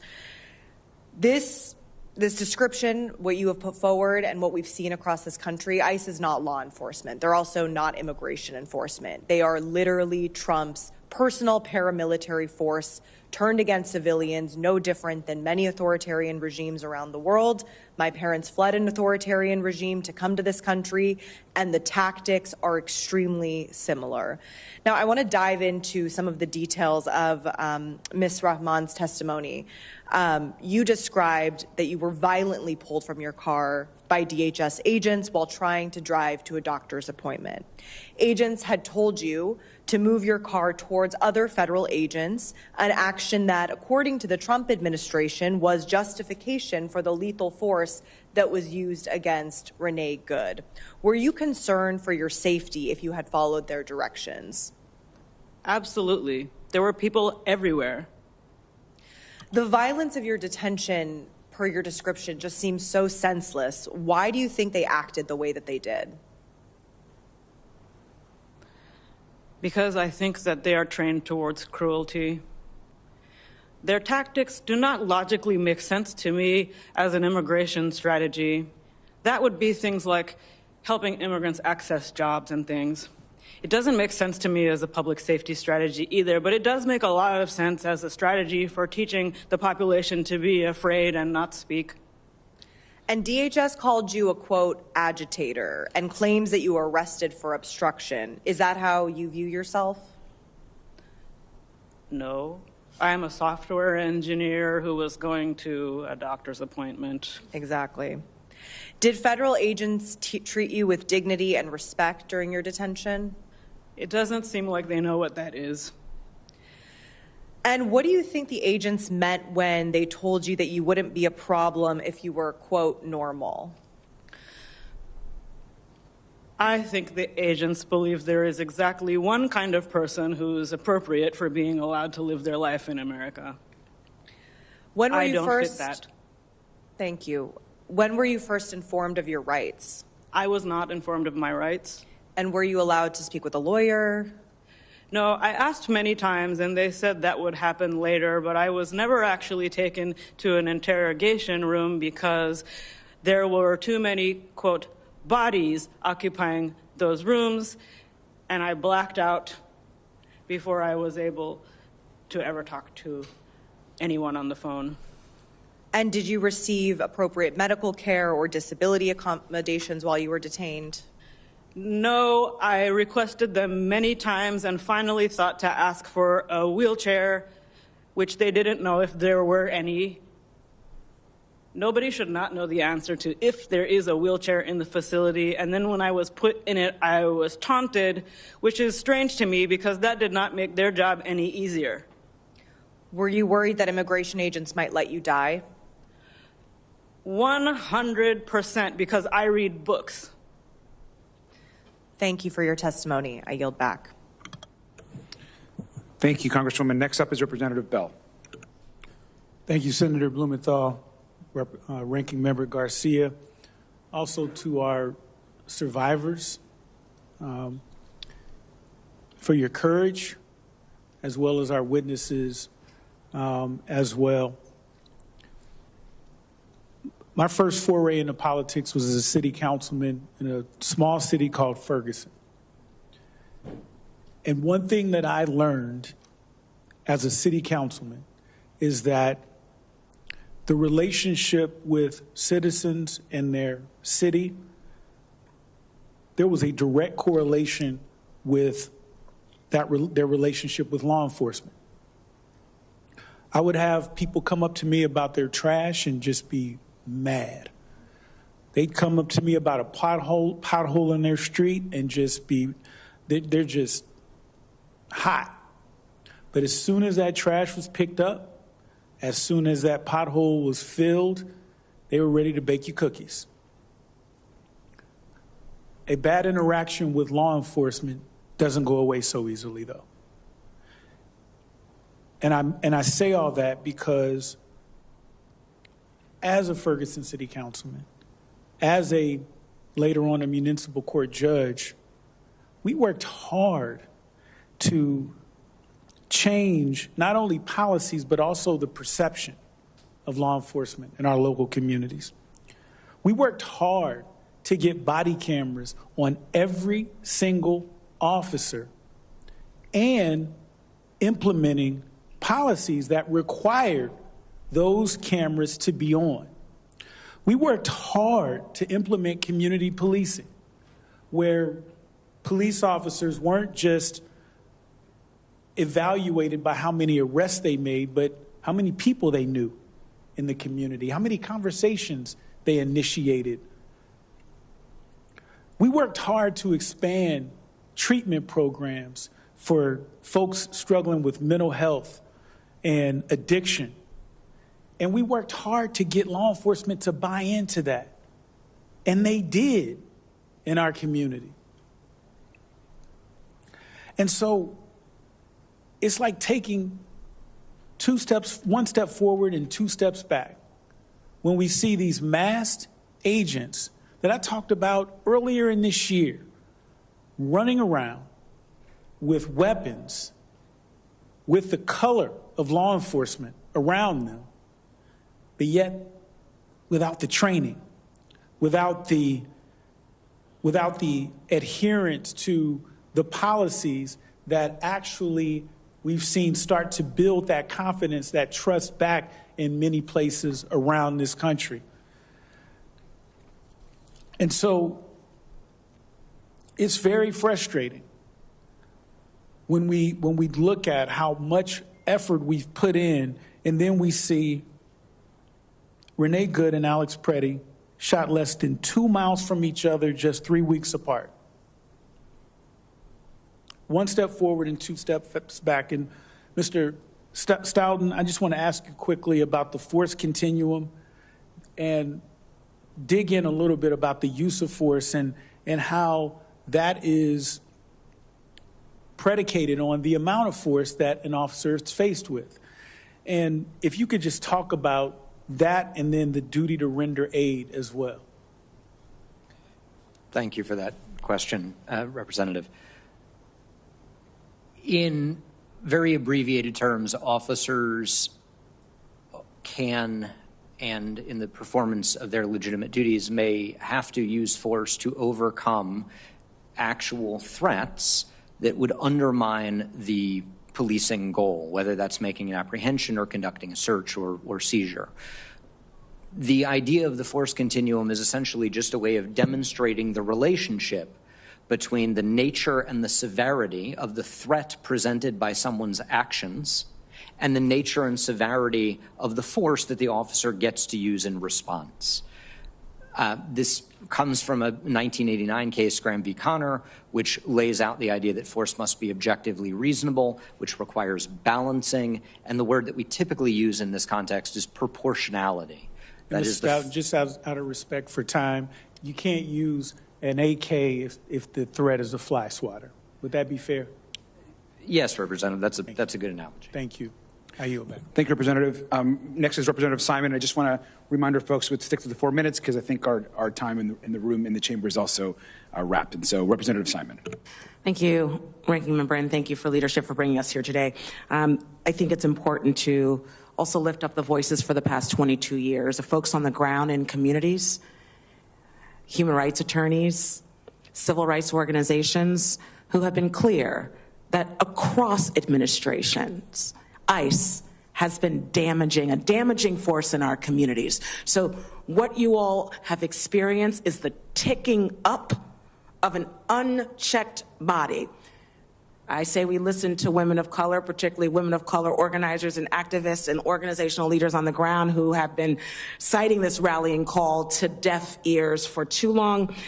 Today we heard a school teacher talk about being shot 5 times. Sister, thank you. Thank you for being here, the courageousness in your voice and the tears, so much power. I wish that we as legislators had the courage of you all standing here, sitting here with us today. We heard from a disabled woman who was yanked from her car and thrown on the floor and made bloody and incarcerated with other folks who had not been Mirandized. We heard from an expected father who was literally terrorized by ICE agents and lived to tell the story. The betrayal is a betrayal. It's a systemic and systematic betrayal. And we need you to survive. We need you and the rest of the American citizens and the folks who are in a process to gain their citizenship during this moment of tyranny. We need you to survive. I am so thankful. In Minnesota, brothers and sisters, just a couple of weeks ago, many of us went out to a hearing to hear from folks. We were able to go to Mrs. Good's memorial site where good Christian folks were reciting the Lord's Prayer over and over. We heard from a few of those folks that in Minnesota at night, you hear 2 things. You hear whistles. You hear whistles and you hear screams. The whistles are coming from the thousands of volunteers who have answered the call from their Lord to bear witness. The screams are coming from the children, coming from the mothers and fathers who are being drugged from their homes, from men and women who have sworn to abide by the Constitution. What you all have done here today, and I know it's been a long day, but you are bearing witness. Your words are sacred. Your experiences should hallow the halls of these hallowed halls. Now, Ms. Rahman, your testimony did something to my spirit, as all of your testimonies did. I came to Congress as a disabled woman to consistently humanize our experiences in an abled world. Thank you. You represent millions of people today who have had interactions with law enforcement and were dehumanized. Just one question, but before the question, again, my deep gratitude for you, Ms. Good's family, and all of you all have come here today. But my question, Mr. Rahman, is for folks with disabilities. Now that you become a part of a tribe of folks who have been disrespected and almost murdered by law enforcement, what would you like to lift up? Your testimony was beautiful today, but being a disabled advocate, being an engineer, being a scholarly voice all over the country, as a disabled woman, I'm wondering if you could give us a few more seconds about your experience and what that means for disabled Americans. Disabled Americans have great worth in this country, and anyone who does not identify as disabled should probably be aware that any one of you can become temporarily or permanently disabled in your life, and you will need the wisdom from folks who have been having this conversation. Thank you very much for your work also. I appreciate you more than you know. Thank you. Thank you all. Thank you, Representative. Next is Representative Min. Thank you, Ranking Member Garcia. Thank you, Senator Blumenthal, for hosting this hearing. And I think it's just very unfortunate that not a single person from the other side of the aisle is here at this hearing, because they are also needing to hear your powerful testimony. They're the ones that I think need to grapple with their consciences. I want to thank you for taking the time to share these deeply traumatic stories, particularly the 3 witnesses in the middle. What we heard today was so deeply disturbing and shocking, and to think that this could take place in America is just very, very surreal. But this is also very inevitable, because for now a year almost, we have been seeing an escalation of lawlessness and violence that is being permeated, it is being fomented and encouraged by the top levels of this administration. And we saw this happen last year in Southern California. And Mr. Rascon, you're just to the north of us in Orange County. We saw lots of incidents in Orange County, in Los Angeles. There's a gentleman named Narciso Barranco who was videotaped. It went viral because he was being punched in the head repeatedly. He's a gardener who'd been in in the United States for almost 30 years, the father of 3 Marines. And as with you all, the administration followed a well-worn playbook of trying to blame the victim. They accused him of being a domestic terrorist, of trying to attack the ICE agents with a weed whacker until that narrative no longer could withstand the videos that clearly contradicted it.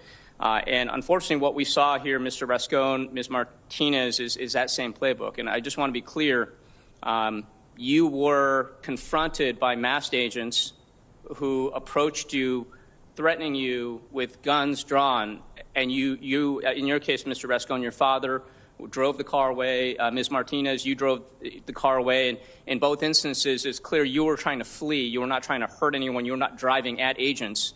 And yet they fired gunshots both times. You were hit 5 times, 7 bullet wounds. And I'm so sorry to hear that, Ms. Martinez, but they blamed you. And that is exactly the same playbook that they followed with Renee Nicole Good and Alex Pretty. And like my colleague, Representative Simon, I had the privilege of going to Minnesota to hear from local law enforcement, to hear from activists, and they shared the same story. And what is happening right now is that they are gaslighting us here in America. They are trying to lie about what's happening, even when they have videos directly contradicting that. Now, some of us have raised concerns for a long time that ICE is hiring the wrong type of person. And I know there's been a lot of emphasis on training. Mr. Stoughton, you talk a lot about the need for better training, and I agree with that. And yet what we've seen over and over is stuff that I don't think training would cure. We see violence perpetrated by people in ways that dehumanize their victims. And so I just want to ask you a few questions, Mr. Stoughton. You've seen a lot of these videos. Is it safe to say that walking up to someone and punching them in the face because you don't like what they're saying, is that something that's acceptable for law enforcement to do? Absolutely not. Is that a crime? Yes. What about pepper spraying somebody who's standing with the sign you don't like? Is that appropriate for law enforcement to do? No. Is that a crime? Yes. And if you just decide to tackle someone, blindside them in the street, they're not resisting arrest, they're not doing anything criminal, is that a crime? Yes, it very well could be. And should that be subject to an investigation? Absolutely. Now, we have not had any investigations until the murder of Alex Pretty. In no instance that I'm aware of, and we've written letters to DHS asking some of these questions, have we once gotten any responses indicating that any investigations are underway with any of these victims. So Ms. Martinez, Ms. Rahman, and Mr. Rascon, I just want to ask you a few last questions. Did anyone from the government ever apologize to you? You can just say no. No. No? Or yes or no? No. No. When you were in the hospital, Ms. Martinez, did anyone ever visit you from the government? Only FBI and ICE agents. Nobody, did Christy Noem, nobody else who called you a domestic terrorist, they didn't come visit you? No. No apologies, no visits, no regrets, apparently. I want to apologize to you on behalf of the United States government. This behavior is criminal. We need to prosecute it. Every single person in Congress, upon taking office, takes an oath to support and defend the Constitution of the United States. We need Republicans to step up right now and honor that oath. With that, I yield back. Thank you. Representative Tlaib. Thank you so much, Chairman. I come from the city of Detroit, the most beautiful, blackest city in the country, so I'm going to keep it real. Can I blow this? Is that going to be a problem? And this. That's all of our residents are using right now to protect themselves in the streets. Do you understand? This is what they're using. Whistles and their camera. I want to show you. Let's see what this army, fascist army disguised as some sort of federal agency is using. This is the home of Tiana and Garrison. This is their private home. Let's see what they have, and I want Seth to pay attention to this, because I know you probably read about all the toys that they have. U.S. Immigration Customs Enforcement agents, I'm not talking about Border Patrol, they got stuff too, are equipped with a range of tactical weapons, including AR-15 rifles. Options such as pepper spray launchers, I don't know what that is, taser devices. They also utilize military-grade tactical gear, including camouflage pouches and specialized rifle attachments. They have ammunition rifles, like endless amount, attached to their body. They have night vision and thermal cameras on drones, armored vehicles. I even heard, Martin, at your house, they were using drones on your house. Contractors like Quantico, you know who I'm talking about, Quantico or whatever, Tactical, and these groups provide these materials. They make money giving us this stuff. Remember that.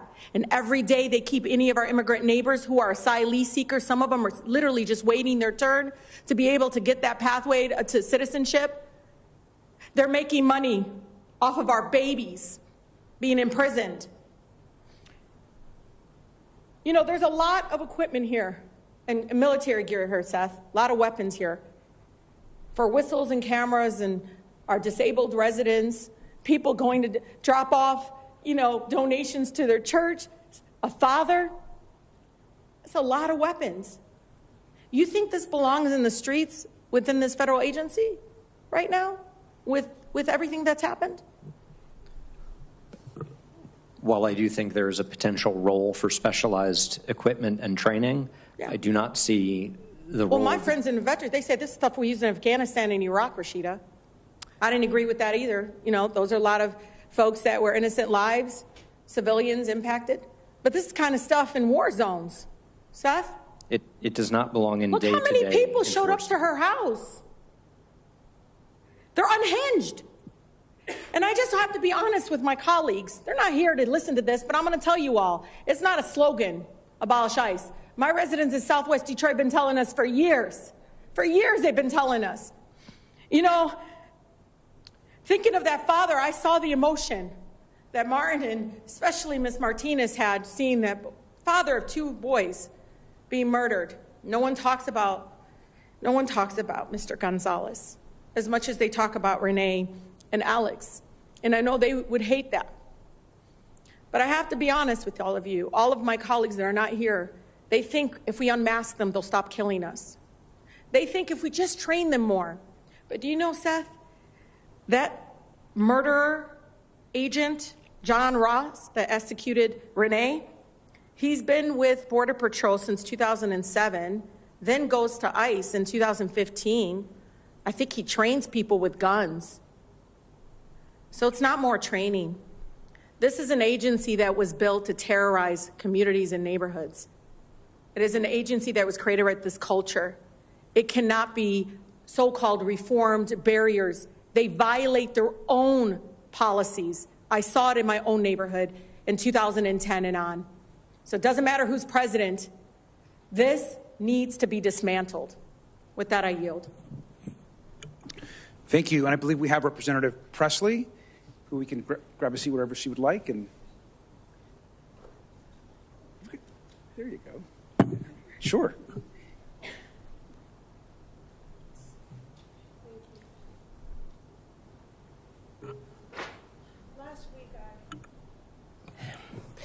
Last week, I traveled to Minneapolis at the invitation of my sister in service and by bond, Congresswoman Ilhan Omar, to the Minnesota 5th, a district that I'd been to many times doing justice work. I went to bear witness to the trauma that so many communities are being forced to endure. I met residents who have watched rogue, masked agents detain, deport, and even kill their neighbors in broad daylight, in cold blood, without due process, without care for what their violence leaves behind. Public executions, public terror. 5-year-olds are being detained. I'm thinking of Liam Ramos, a 5-year-old child held detention for a week, and the over 3,000 other children whose names we don't know, who remain in detention centers across the country. I'm thinking of his classmates who wrote letters to ICE agents pleading for mercy, appealing to whatever humanity they hope still existed. I will not accept a system that rips children from safety in the name of quote-unquote law and order. This is trauma, and the witnesses here today live with it. I so look forward to a day when people do not have to relive and weaponize their trauma in order to compel action from their government. But I'm grateful to those who bear their heart for the good of humanity. Each of you have shown immense courage, and it is time for Democrats to show that same courage and fight against fascism. As we negotiate funding for DHS, we have a real opportunity to do more than express concern. We have the chance to reject this campaign of terror, and we have a responsibility to do so. As Democrats, we can say we give a damn, but that is not enough if we refuse to act with courage.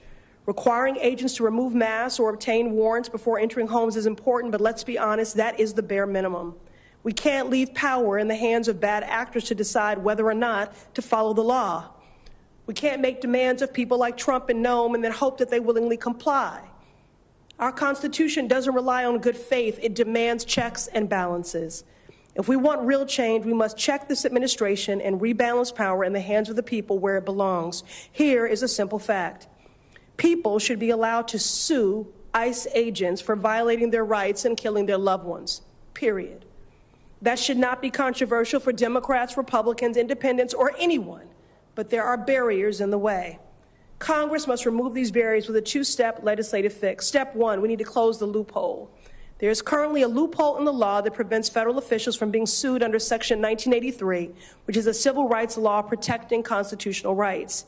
If victims of violence can sue state and local law enforcement, they should also be able to sue federal law enforcement. Step two, we need to abolish qualified immunity. Qualified immunity is an unjust, court-invented legal doctrine that says law enforcement misconduct can be excused. That includes violations of constitutional rights. The Supreme Court has expanded qualified immunity to the point where even Clarence Thomas thinks it's gone too far. This accountability two-step is critical to reining in this extremist administration. During these negotiations on DHS funding, Democrats must prioritize giving power to the people to protect their rights. Mr. Romanshu, you are the lawyer representing the Good family during this unimaginable, painful moment. You've spent decades litigating excessive force cases. How does qualified immunity impact your ability to seek accountability for your clients? Thank you, Congresswoman. Qualified immunity is a tremendous barrier. It's a hurdle to achieve civil justice and accountability for people who want to sue police officers. I liken it very much to a get-out-of-jail card on a monopoly board, because unless it's clearly established that the officer violated a law, they get a pass. They get qualified immunity, and the lawsuit is dismissed. You cannot achieve that. By your suggestion, which is a good one, we're aligned, by abolishing qualified immunity and making the employer, the agency, the law enforcement agency responsible for the police officer's actions, we have accountability. We have a system of justice that would be fair and gets rid of that hurdle. Thank you. We need laws that empower families like those that have testified before us today. We should use these negotiations to rebalance power, to restore accountability, and to protect the people that we were actually sent here to serve. I yield back. Thank you.